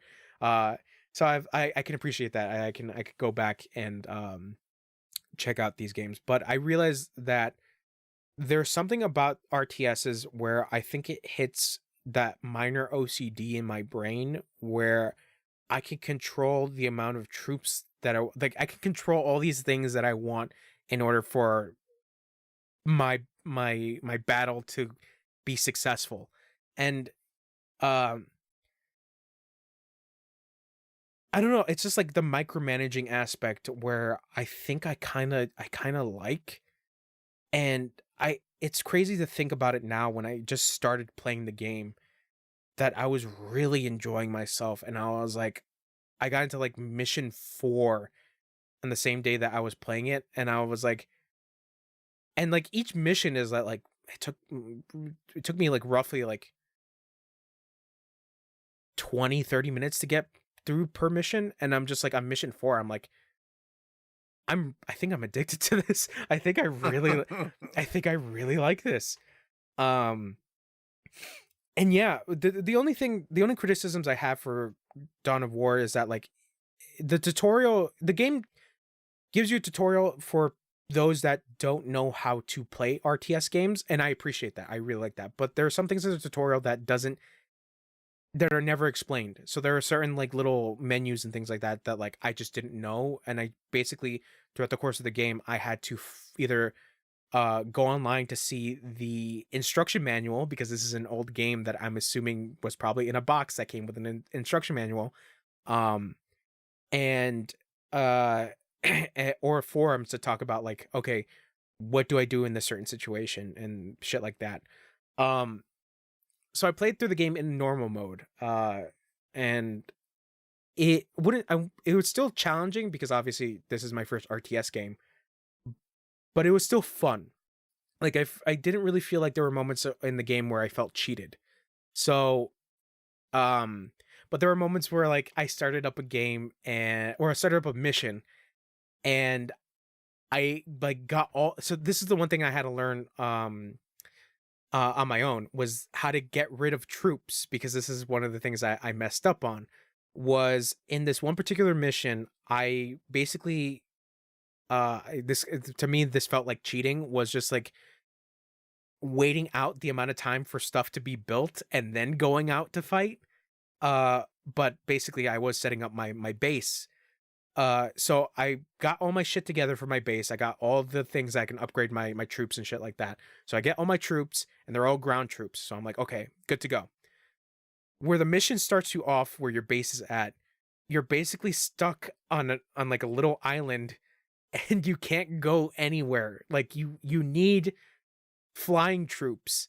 And I was like, fuck, how do I get rid of my troops? And I was in the middle of the game and I was like, I don't know what to do. So eventually that whole thing ended because a base that I was supposed to go out with my troops to go save got destroyed. So later on in the day, I was like, okay, I'm just gonna go online to see the instruction manual to see how to actually delete your troops, and it's just simple. It's just click on a troop, delete. And I was like, I feel foolish. I feel stupid. So, but yeah, like I said, that particular like that the whole song and dance of just like establishing your base, getting your troops, upgrading your troops, getting even better troops was just like, I don't know, it just unlocked something in me where I'm like, I think I really like RTSs. So I'm very excited to play Halo. I just bought also Command and Conquer, because I know a lot of people really like Command and Conquer. Uh-huh. And it was like $3 on Steam. So I was like, yeah, sure, why not? I could do with another RTS. I actually have those again on CD. On CD. Yeah. I know people really like Command and Conquer, and like maybe I'll probably check out StarCraft at a point because I think it was free on on BattleNet, so I think I have him in the BattleNet library. And it's crazy to think that like Dawn of War 1 is revered to be like one of the best like RTS slash Warhammer games. And then people really like Dawn of War 2. But I remember when I was like looking at the Dawn of War games, everybody that was like obsessed with those games on forums and shit like that said to stay away from Dawn of War 3 because apparently it's not good. But once I get through all these games, and if that game ever goes on sale, or if I can find it for like a cheap price on some gray market site, I'll probably pick it up to see why it's not good. But yeah, and that's where this whole other part of my week kind of came in, was because of me playing these Dawn of War, these Warhammer games, or this particular one. I was like, all right, I guess I'm gonna just check out videos on like Warhammer shit. So I just been like looking at videos of people like painting the little figurines and shit like that, or like explaining the games. Um, and yeah, it's cool, but like you gotta have money for that shit. That's the thing. And I already spend my money on video games, so it's like it's not gonna work out if I develop this new hobby. Um, Yeah, Dawn of War really fun. So, actually, before we started the stream as well, I streamed. Uh, oh, sorry. Before we started this podcast, I streamed Space Marine. I finished Space Marine. Um, I think I was too. I think I was too hyped about this game, and it's kind of unfortunate because of the fact that like it didn't really meet my expectations. Because it's an okay action game, but it's not a great action game. And it's kind of unfortunate. I kind of go into the whole review aspect about the game after I finish the stream, but it's very meh. And on top of that, the year it came out was kind of rough around it because so you want to know the games that came out when Warhammer 40K Space Marine came out? The games it was competing against was Batman Arkham City, Uncharted 3, Gears of War 3, and Saints Row the Third.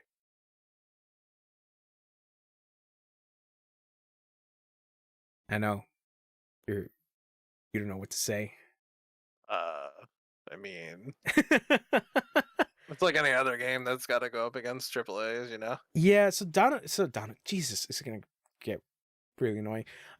Space Marine tries to have those elements because I remember you came into the stream and you're like, "Oh, is this Gears of War?" And it's like, "Nah, it's not." But it's Just because of the big bulky men.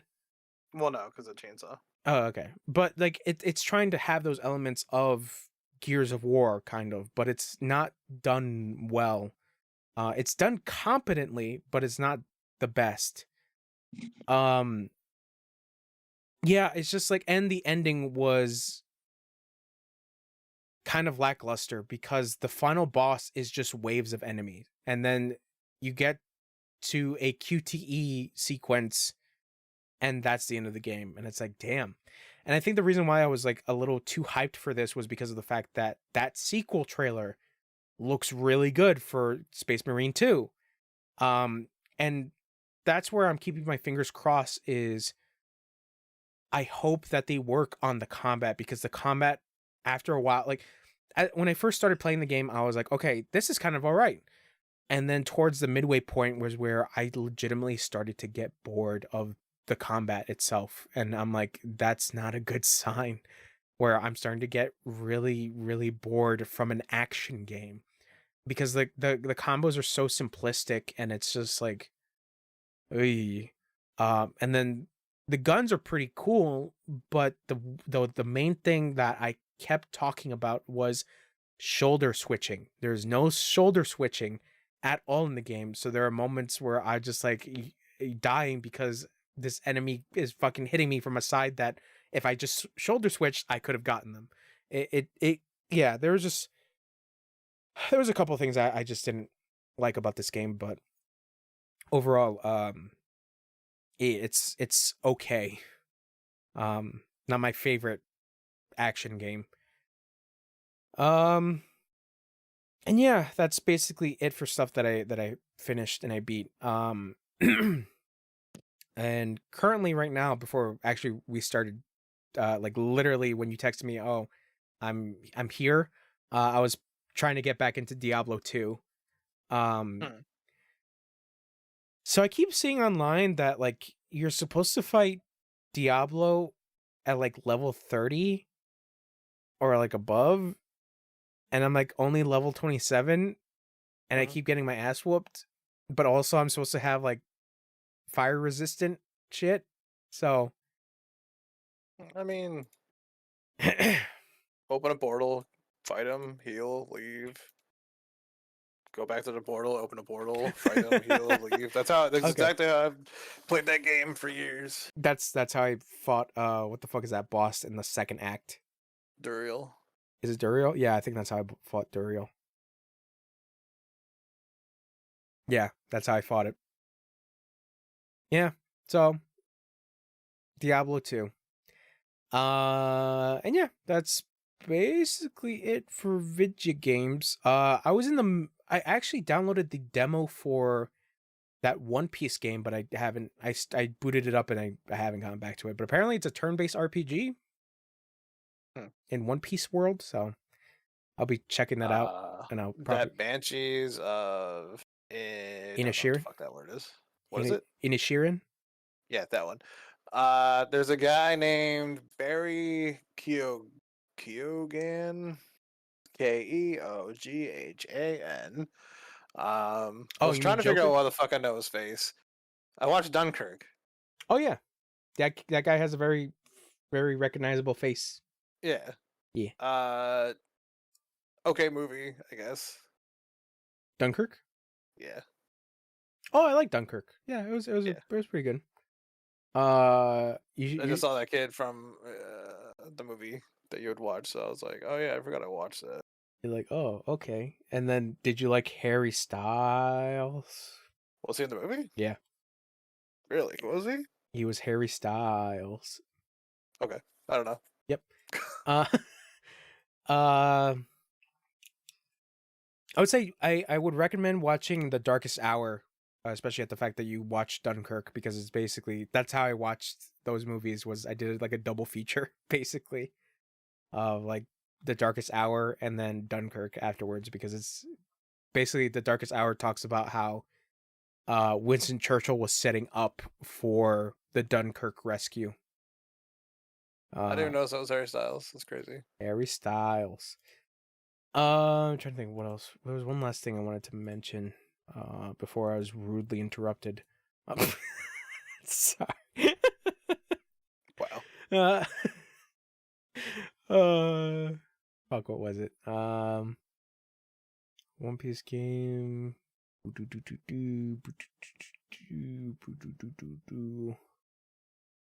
No, I think. Oh, that's right. I put up a poll on the Discord for the games that are up for streaming because I have no idea what to stream. First world problems, don't know what to stream.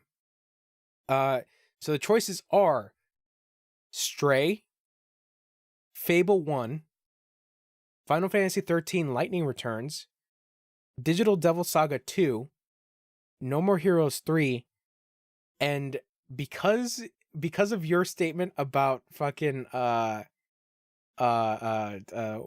Space Marine, about it being Gears of War, I literally remembered about the game that was considered to be we have Gears of War at home, and is this game called Inversion. So that's one of the options. Nice. So that is part of the choices on the Discord. I don't think anybody voted, but it's okay. It's okay. But if anything, I'll probably pick Inversion. Lightning's winning. Lightning Returns. Blue Dragon? Who? Listen, I'm waiting, bro. I don't know. I feel like I should probably go back into Blue Dragon because already enough time has passed and I kind of remember what happens. Oh, did you play it? On stream? Yeah. Yeah. I don't remember. Yeah, exactly. Um What else? What else? Yeah, that's it for my week. Can't think of anything else. Nope.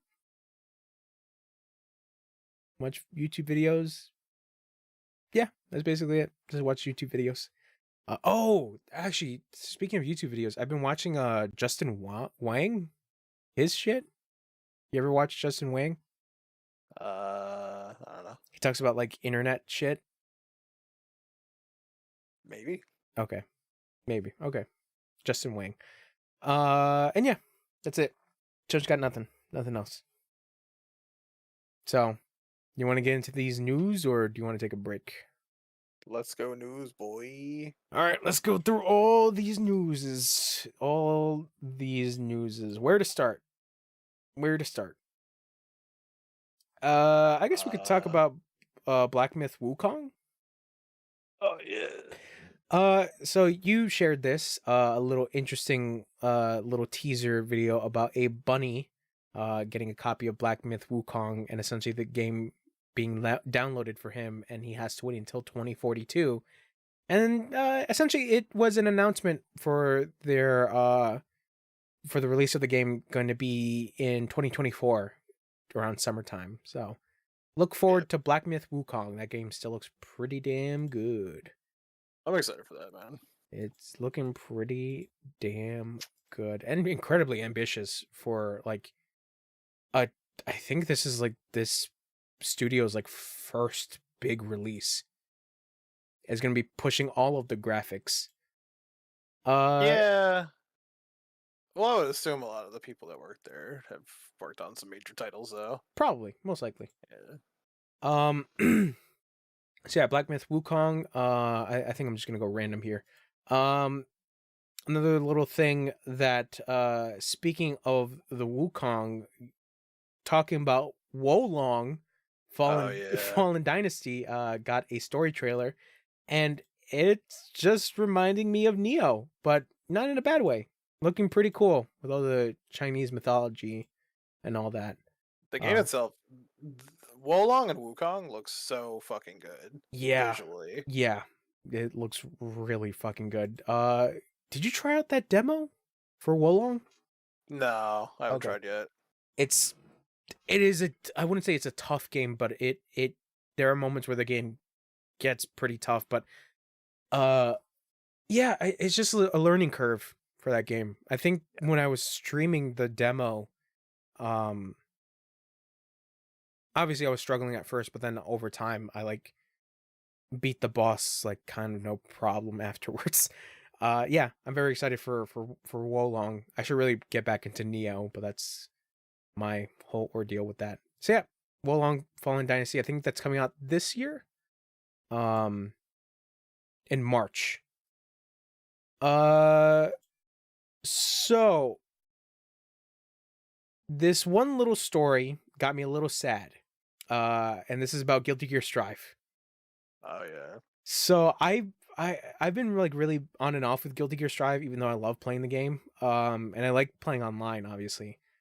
And it's kind of unfortunate what's going on with Guilty Gear Strive. So apparently there's been an exploit that causes people's games to crash or have bugs. And this is mostly due to a thing in the Guilty Gear Online, which is called R codes. R codes act as like profiles for people online. So I guess people have found an exploit through that and are essentially affecting either people's games or people's online experience in general. So right now, Arc System Works is looking for a way to find a fix for that.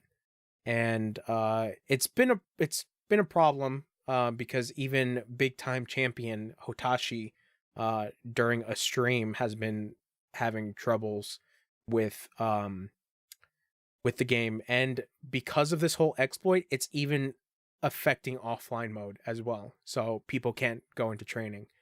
And it's not just for PC, it's also on consoles. So it's really, really unfortunate, and it's basically rendered the game unplayable. So right now, probably going to be playing some other fighting games. I just got Skullgirls, so might as well start playing some Skullgirls. Time for Uh, more Goku. or play some Dragon Ball Fight. Oh yeah, that rollback shit is supposed to happen this year. Or play some DNF Duel. I was gonna play some more KOF, but apparently the matchmaking shit for the online for that game is not great. So, but I'll probably play some KOF online. Excuse me, not online, offline. But yeah, that's really unfortunate for Guilty Gear Strive. Oh, and Guilty Gear Xrd Revelator 2 uh is finally integrating rollback netcode for that game. So maybe I'll probably pick up Guilty Gear Xrd Rev 2. Even though that game is wildly different from Strive, but still had a good time with Xrd. So yeah, sadness for fighting games. And let's see what else we got. What else we got? So we talked about a little bit before we started. We talked about Stadia.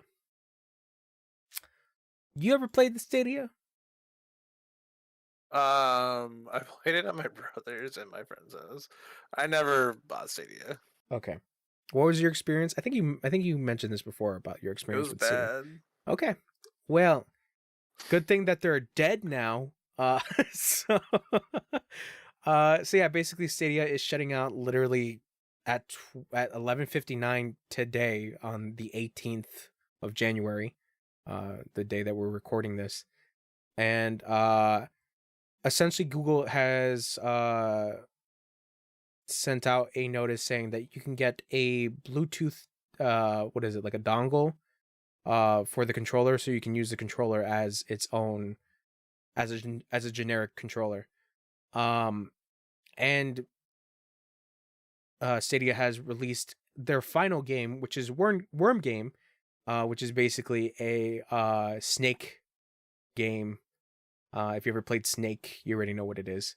And I mentioned this before, was that Yeah. the author of this article from Ars Technica basically explained his whole experience playing Worm Game for the last time on Stadia. And it's basically an encapsulation as to why Stadia kind of died out is because of the amount of internet issues. Because even for a very simplistic game, the game came out very blurry for him. And the lag was horrible. And Stadia kept telling him that his 600 megabits per second connection was not stable. So there was a lot of things that was like, yep, that's Stadia. So yeah. I mean, it's good on the one front that Google did give refunds to people who bought shit on Stadia, so gotta give them credit for that. But the other interesting part was one of the leads in Stadia by the name of Phil Harrison, who used to work at Microsoft and PlayStation, is still employed at Google, and nobody really knows whether or not he's going to have a job. Yes.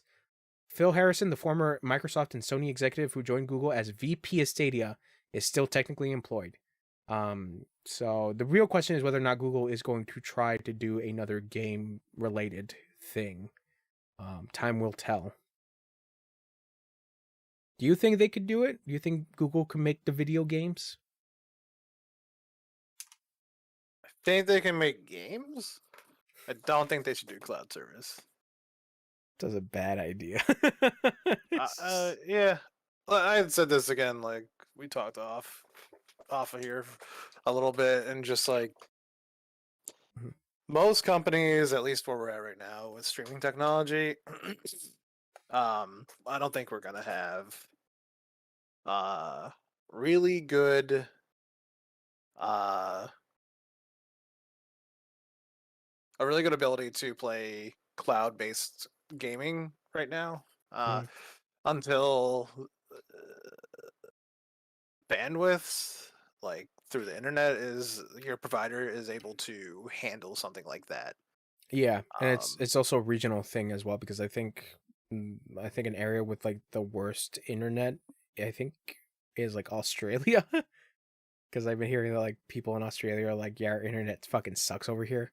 But then you Yeah. have like the people whose internet is like top tier, which is Japan's. So it's I actually Japan. play with someone from Australia, and he usually is the one having the worst problem with the connection. He doesn't have a bad connection when he plays with people from Australia. He has a problem when he plays with people from the States, Yeah, from the UK, yeah. all that stuff. It's like I was mentioning is that like countries like Japan and South Korea have like really good fucking internet, but Yeah. you know, if they stay within their borders, because this kind of brought back to that whole conversation of like why Japanese fighting game companies don't do rollback, and it's because their internet is so good that they don't have to rely on something like that. But because They're like, we're cooler than you. yeah, because their audience expands further out, it's like these people want to play with these other people, and it's like, yeah, no, rollback is essential at this point. Yeah, it's if we live in a perfect society, everybody would have good internet, but that's not really the case. So here we are. We live in society. We live in a society. Hopefully, Stadia 2 is what we're saying. I hate you. Yep. Moving on. So this little thing that I just wanted to post it up here. There was like a little Twitter thing of this guy who created he has like a little indie game by the user, his name is @supercast, and his game is called Mile High Taxi, and essentially it is Crazy Taxi but with flying cars, and it looks great. And you can now yeah. I saw this. Yeah. No, sorry, I was looking at something else. No, I'm saying yeah, like Crazy Taxi. Anyways, okay. No, this looks super dope. Yeah, Or it sounds really cool. Crazy Taxi. No, but like, so like what he was saying, like, how when he was a kid he assumed that we were gonna have flying cars, right? This is actually like, I don't know if you had the same idea as like everyone else. Like, this is gonna happen at some point in my life. I will see this. Like, that's what I thought. The same thing. And him saying, "Well, I'm gonna like figure it out in like a video game instead, right? Like, I'm gonna make a video game about it." Yeah. And I'm just like, "Thank you, man," because like for real, like when I was a kid, dude, I was like, if I don't see flying cars, I want to be able to build a flying car when I'm an adult, which I'll never do, right? I'm an adult now. I can't do that shit. But like, I just really wanted to see flying cars. So very like stoked for this. Yeah. I mean, besides it looking all chaotic, and oh, for sure. Yeah. I'm also very excited for this because I one of my childhood things that I will forever keep in my mind is me going to an arcade and for the first time playing Crazy Taxi on an arcade. So Crazy Taxi was wild. Crazy Taxi was a fun ass time. But it's funny because like that Sega collection with like Crazy Taxi and I think Jet Set Radio came out, and like it's not the same without the fucking steering wheel, and it's like, damn, if only I could go back in time. And I've been actually like looking online to see if like people are selling like the cabinet for the Crazy Taxi arcade thing, and it's way too fucking expensive for my blood. Maybe when I go big, maybe I can have a Crazy Taxi cabinet in my basement. When you make those billionaires. When I become Elon Ma. Elon Ma. Elon Ma. But yeah, I just really happy with this, that like a Crazy Taxi like is a thing that somebody has made and is going to come out. Same thing with like Bomb Rush Cyberpunk, where that is like a Jet Set Radio like, but different. Yeah, very excited. Hope it goes well for him. I hope he gets all of the money. And speaking about all of the money, you know whose money can't save them now? Ubisoft. You want to know why? Skull and Bones has been delayed again. I have no idea at this point. they're kind of screwed because they've already made that agreement with the Singapore government, so that shit has to be released at some point. But who knows when that shit is actually gonna come out. Yeah, dude, Skull and Bones getting fucking delayed. Well, one, I don't even care about the game, Mhm. but just seeing this thing delayed so many times is like It's figure it wild. out. It's fucking wild. Because when was this announced? Like in, oh my god, when was this announced? 2018? No. What? Yeah, I'm trying to remember when this came out because originally it was supposed to be like a DLC for Assassin's Creed, but then it became its own specific thing. Um, but I mean, it doesn't compare to fucking Beyond Good and Evil 2, where that shit has not been talked about. Uh, but yeah, Skull and Bones has to come out. Like I said, they have like an obligation to the Singaporean government. I mean, that's what happens when you try to get a little sneaky with some laws and shit. But yeah, wild. Wild, wild. By the way, the game to me, because I know I said this before, the game kind of looks like Destiny but with pirates. Anyways, uh Wait, they showed off which game? Skull and Bones because like No, what do you you're mean only on a boat. No, you have a hub world and then you interact with people to get like Yeah, loot but then you and go shit. right back on the boat. There's no like actual like moving off of a boat except for being in that hub world. Like You don't Destiny. like go to an island and fight people. You go on a boat and float around and fight boats. If anything, it's a lot more like Black Flag. Black Flag mixed with Destiny. Got it. No. So, uh okay, fine. Um so speaking of Destiny and Assassin's Creed and Ubisoft, how do you feel about battle passes? Oh yeah. You love them? Yeah, you love them. I like them on certain things, And like like that Fortnite. Fortnite. Yeah, I was about to say like that Fortnite. I think on games that are pretty much meant to be single player now. That shit's dumb. Yeah. So we're talking about a leak that came out for the Suicide Squad game that's up and coming that apparently there's a menu which is the menu for I guess when you're starting a mission that just has a tab for battle passes. According to according to bu- bu- bu- s- oh yeah, okay. According to the development source, it says that the battle pass is mostly for cosmetics, specifically for skins. Whether that's true or not, we have to see till the game's release. But it is goofy at the fact that it's a battle pass for skins only. Well, it is a single player / cooperative game, but still, it's very bizarre. Um, yeah, it's very weird. So I don't know. I mean, Suicide Squad still looks pretty okay. I mean, um, I'm not too excited for it. It's cool. I think the reason why I'm not too excited for it is because of the fact that like I'm not really a huge co-op guy, so especially Yeah, online co-op, but he hates Destiny. I hate Destiny. Uh but yeah, like I said, we just have to wait and see to see whether or not the game is like the battle pass is just going to be cosmetics or if it's going to include some kind of bullshit. Like I don't know, man. I feel like at this point we should just be like mentally prepared for like anything to have a fucking battle pass in it. Just a fucking sigh.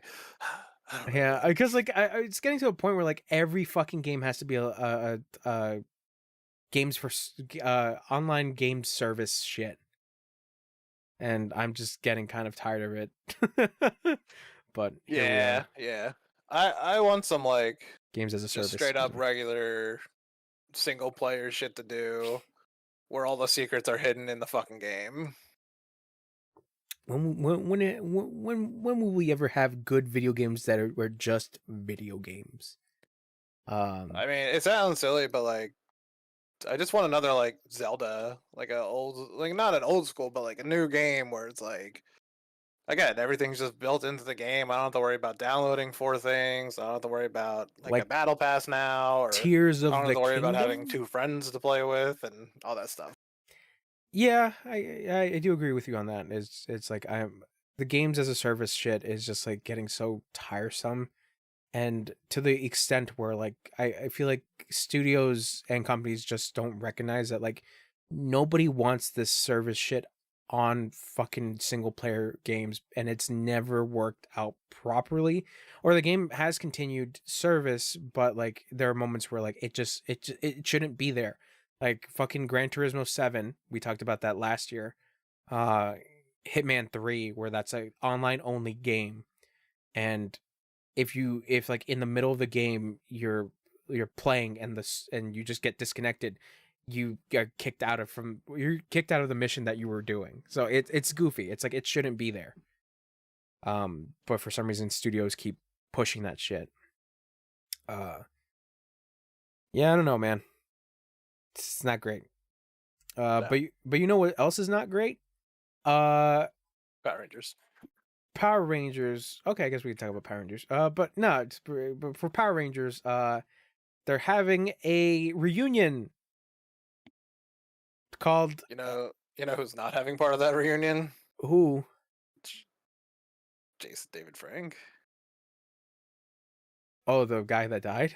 the Green Ranger. Yeah, Yeah, yeah. I think is that part of the reason why they're doing this, or I have no fucking idea. because it's coming out the 19th of this year. But I guess they probably I have don't like know if they might have recorded it beforehand, but they probably had like a tribute.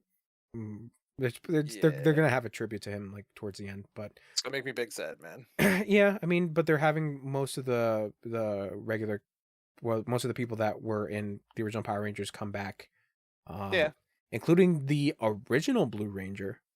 yep. Um, so that's really cool, and Johnny Young Bosch as well. Johnny Young Bosch. Um, yeah, and it's wild to think that Power Rangers is well, I mean, I also have to take into consideration that Super Sentai is still going. Same thing with Kamen Rider. So like of course Power Ranger is still gonna keep going. Because Saban really needs that money. The Saban estate really wants to make that money. So which I found out that apparently there is a new Power Rangers show called Cosmic Fury. And for the first time we'll have a female Red Ranger, which is cool. That's cool. The So female Red Ranger. female Red Ranger. Were you big into Power Rangers? Uh, Don't lie. Tell truth. when I was young, yes. I still would go back and watch like the first one. I'd probably watch Zeo. I'd probably watch a few of them. There was an Alien Rangers one at some point. Probably. That was pretty good. There was a couple of them. I like the one where they had cars. That was cool too. All I remember is a little bit of Mighty Morphin and Time Force. Or Yeah, time is it Time Force? Yeah, right? I think so. Yeah, where they like travel through time. How to travel through time. How to, Put seatbelt on. Go and then forward. go travel through time. Yeah. Crazy. But that's gonna be cool. Mm-hmm. What else was there? Uh just three more things. But speaking of things that are not cool, the D&D licensing.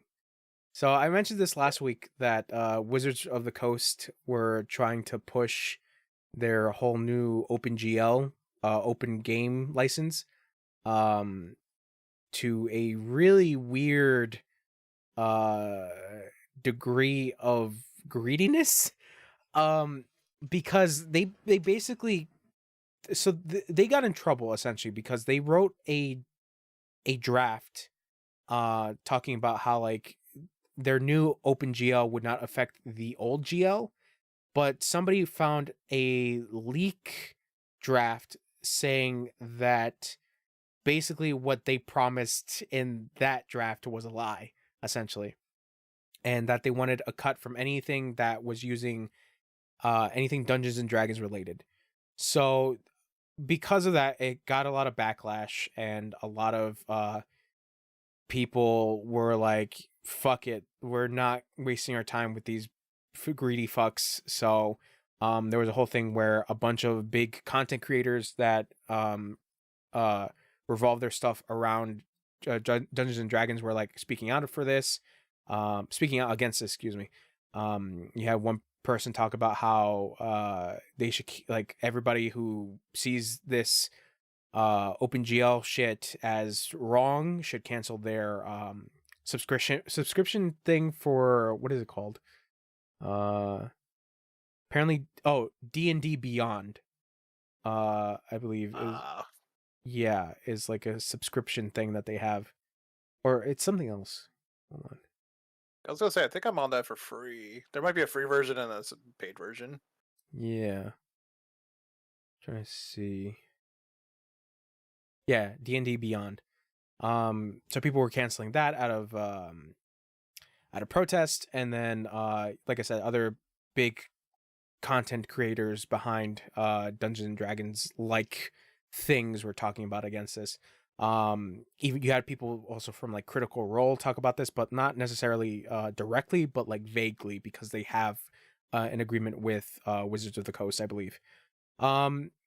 So yeah, this whole thing was a mess. But the thing that a lot of people were talking about as like Wizards of the Coast / Hasbro is incredibly daft, because when they backtracked from their whole thing for this OpenGL, excuse me, for this, yes, OpenGL, because I was thinking OGL. Yeah, okay, anyways, Wizards of the Coast made a statement talking about the backlash and talking about this, saying that the reason for their rules for this whole new thing was to prevent big corporations taking away the license of Dungeons and Dragons or any likeness of Dungeons and Dragons and using it for essentially corporate greed. And everybody was like, no, that's what you were doing. You were doing corporate greed shit. And it was goofy. It got to the point of like almost tone deaf. So there's a statement that Wizards of the Coast came out and said that you're going to hear people say that they won and we lost because making your voice heard forced us to change our plans. Those people will only be half right. They won, and so did we. It is one of the weirdest statements to say. It's like you guys are right, but we're kind of right too, and we're on your side as well, even though you called us out on our bullshit. It's really weird. It's really fucking bizarre. But yeah, Dungeons and Dragons. Dungeons and Dragons. That's also another thing I've been like looking into as well, to see whether or not I would want to do a Dungeons and Dragons thing with my family members. But really, the real question is whether or not they have the time to put into this Dungeons and Dragons shit. Dude, I used to love Dungeons and Dragons back in the day. It's still good, like, to play friends and stuff, but I don't know. I never played, so I've always been curious. Same thing like Warhammer. Oh yeah, it's definitely not that. Like, you just look up a oh my god, what are they called? Manual. Well, like a plot, right? There's like a story you got to build and stuff. You can just look up a pre-made, and then yeah, I've been trying to draw out some stuff. I've been eyeing like a Dungeons and Dragons like starter kit. But yeah, that's what my brother had bought, and we ended up playing that way. Okay, I mean, I'll probably get that, but I just have to ask my cousins to see whether or not they want to do it. So yeah, Dungeons and Dragons, greed from Hasbro and Wizards of the Coast, and yeah, they got shut down for that shit because that shit's stupid. And yeah, there was also another talk about Paizo Inc., which is the publishers for Pathfinder, and they talk about how like this shit is stupid and that their Oh, yeah. system will never do anything like that. It's very interesting. But yeah, this whole mess was like really interesting, and it kind of like opened your eyes for like a lot of open rule sets and open guidelines and shit like that can be changed at any point from the person that holds that. And it's crazy to think about that. That is just like this thing that's been popular throughout the fucking years is just like, no, now is the time we try to take the money. And it's like for me it's like it's expected, but it's like damn. It's like, really? Dungeons and Dragons? Uh yeah, it's wild. Anyways, speaking of wild, uh a company called Nixie has released a driftless GameCube controller for Switch. I would put driftless in quotes. So according to Nixie, the reason why they proclaim that this thing is drift proofed is because it's using a electromagnet design, meaning according to this article, meaning the stick never touches the sensor, thereby eliminating drift, according to them. Excuse me. But the cool thing about this is that like this thing is modular, so the rings around the analog sticks, you can either have the octagonal ring, which is the original design of the controllers, or you can have a circular ring that makes it feel more like contemporary controllers. This thing looks cool. I wasn't a big fan of the GameCube controller, to be honest, back in the day, and it was mostly because Oh, of the C button or the C stick, yeah. because I didn't like the nub. I hated the fucking nub. It wasn't great, but it definitely grew on me like as I played. Oh, and saying that, it's like looking at this thing, I kind of like it, and I like the fact that the C stick is just a regular analog stick, and I'm like, it looks cool. So right now this thing is going for $70. Currently it's sold out, so you can pre-order this now. That's Uh, hilarious. I didn't even notice the C stick was a regular stick. yeah, it's a regular stick. I saw the yellow one, immediately was like, "There's a hexagon next to it." Like it's built into that. Didn't even like actually like give Register. it a good look. That's crazy. Yeah. Yeah, it's a regular stick. Yeah, I fucking hated the GameCube nub. I hated it. Uh and yeah, like I said, you can pre-order this thing. You're gonna have to wait like a month or 3 for their next shipment to come out. But cool. Very cool. The driftless GameCube controller. And the final thing I wanted to talk about, well, I guess there was that League of Legends thing that you put down, but I only saw that it's like a story about a character that I know nothing about, unless you want to talk about it. Yeah. There's just a leak that there's a spin-off coming for Silas, a League of Legends character. Um, and it's gonna be like, I think they said action adventure. Let me see real quick. And I saw in that article that they were making a comparison that he's like Kratos because he has like chain whips. Mm, Maybe if they made a game completely around him, it would be something like that. But I get a different vibe from playing League of Legends with him. Of course, Mhm. he doesn't feel like Kratos to me. But yeah, But he uh, Kratos. He Kratos. story has been. Yeah, I don't see what they say. What game it would be? Games. Do do do do.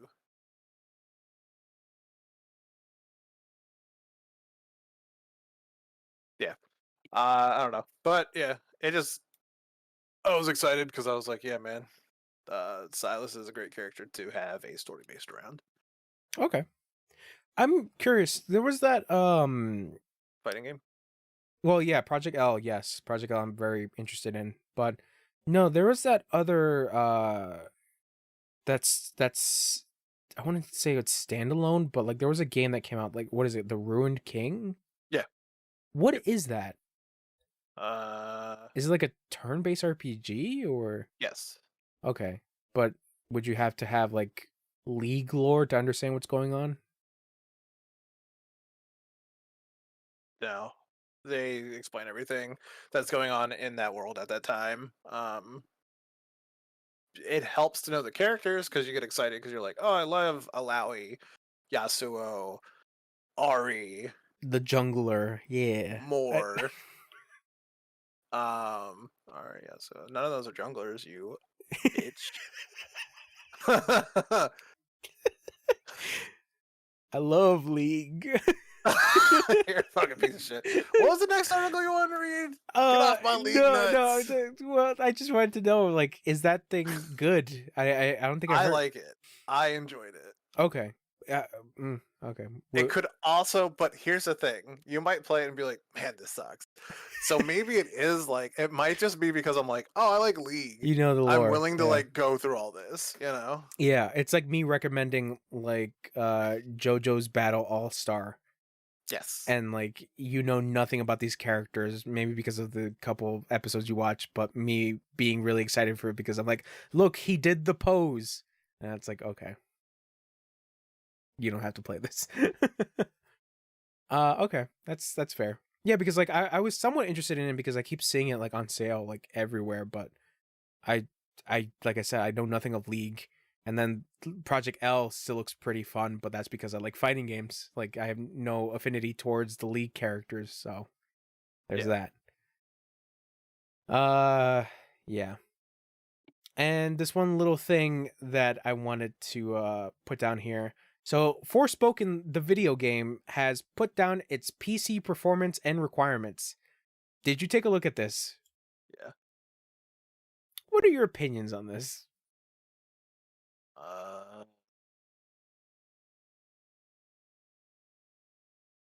I mean, they're high. They're incredibly high. Well, I mean, is a GTX 1060 hard to get? Depending on who you ask, but that's the minimum requirements. The recommended is the thing that a lot of people are pointing out to, like, is this game optimized well? And I'm no PC specs expert, but like it's kind. Oh, I didn't see 720 fucking 720p for GTX 1060 So yes, so the minimum with the Ryzen too. yes, and Wow. this is where the recommended gets kind of fucking gonzo. Is that the recommended is at 1440p, 30 frames per second with a 3070, 8 gigabytes of VRAM. Where everybody, like, you look at all the comments and everybody's like, "What are these specs?" And then for the Ultra, it is for a fucking 4080, 16 gigabytes of VRAM, and you need 32 gigs of memory. Well, with the recommended, it's 24, which everybody's like, wait, why 24? It's very bizarre. But in order to achieve 60 frames, you're going to have to need a fucking 40 series card. It just it doesn't make sense. It I don't get it. Yeah, it's weird specs, and it makes me a little worried on how this game is gonna come out. Because whether or not it's gonna be optimized well, and if it's just like if it's even gonna be worth it. And it makes me a little bit worried for the PC release of well, I shouldn't say that because like they're both done by different studios. I was gonna say Final Fantasy 16 because 16 is coming out for PS5 first. It's exclusive for PS5 for like a year, and then it's coming out for PC. But they're both being done by different studios, so it's like just depends.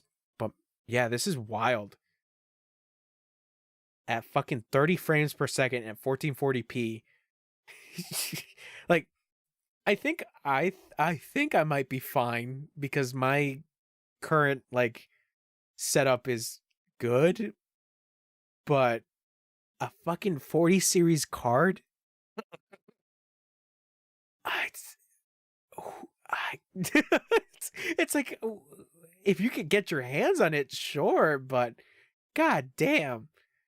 And then there was also another thing that I was seeing that apparently they updated their demo. So the demo has been given a bit of of an update, possibly for performance, but no idea because I was looking at some of the comments for this and like people were talking about I might as well get on like consoles or PS5, and people were like, well, it doesn't run great on PS5. And I'm thinking, I'm like, it wasn't bad what I played, but I just don't remember because I only got through the demo like 45 minutes. Yeah. So I mean, overall, it's a game that I'm not really highly anticipating for. And it comes out, holy shit, it comes out in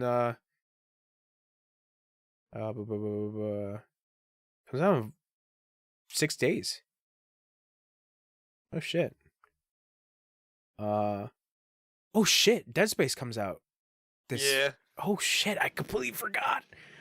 And there was also another thing that I wanted to mention is that Persona 3 and Persona 4 come to PS5 tomorrow.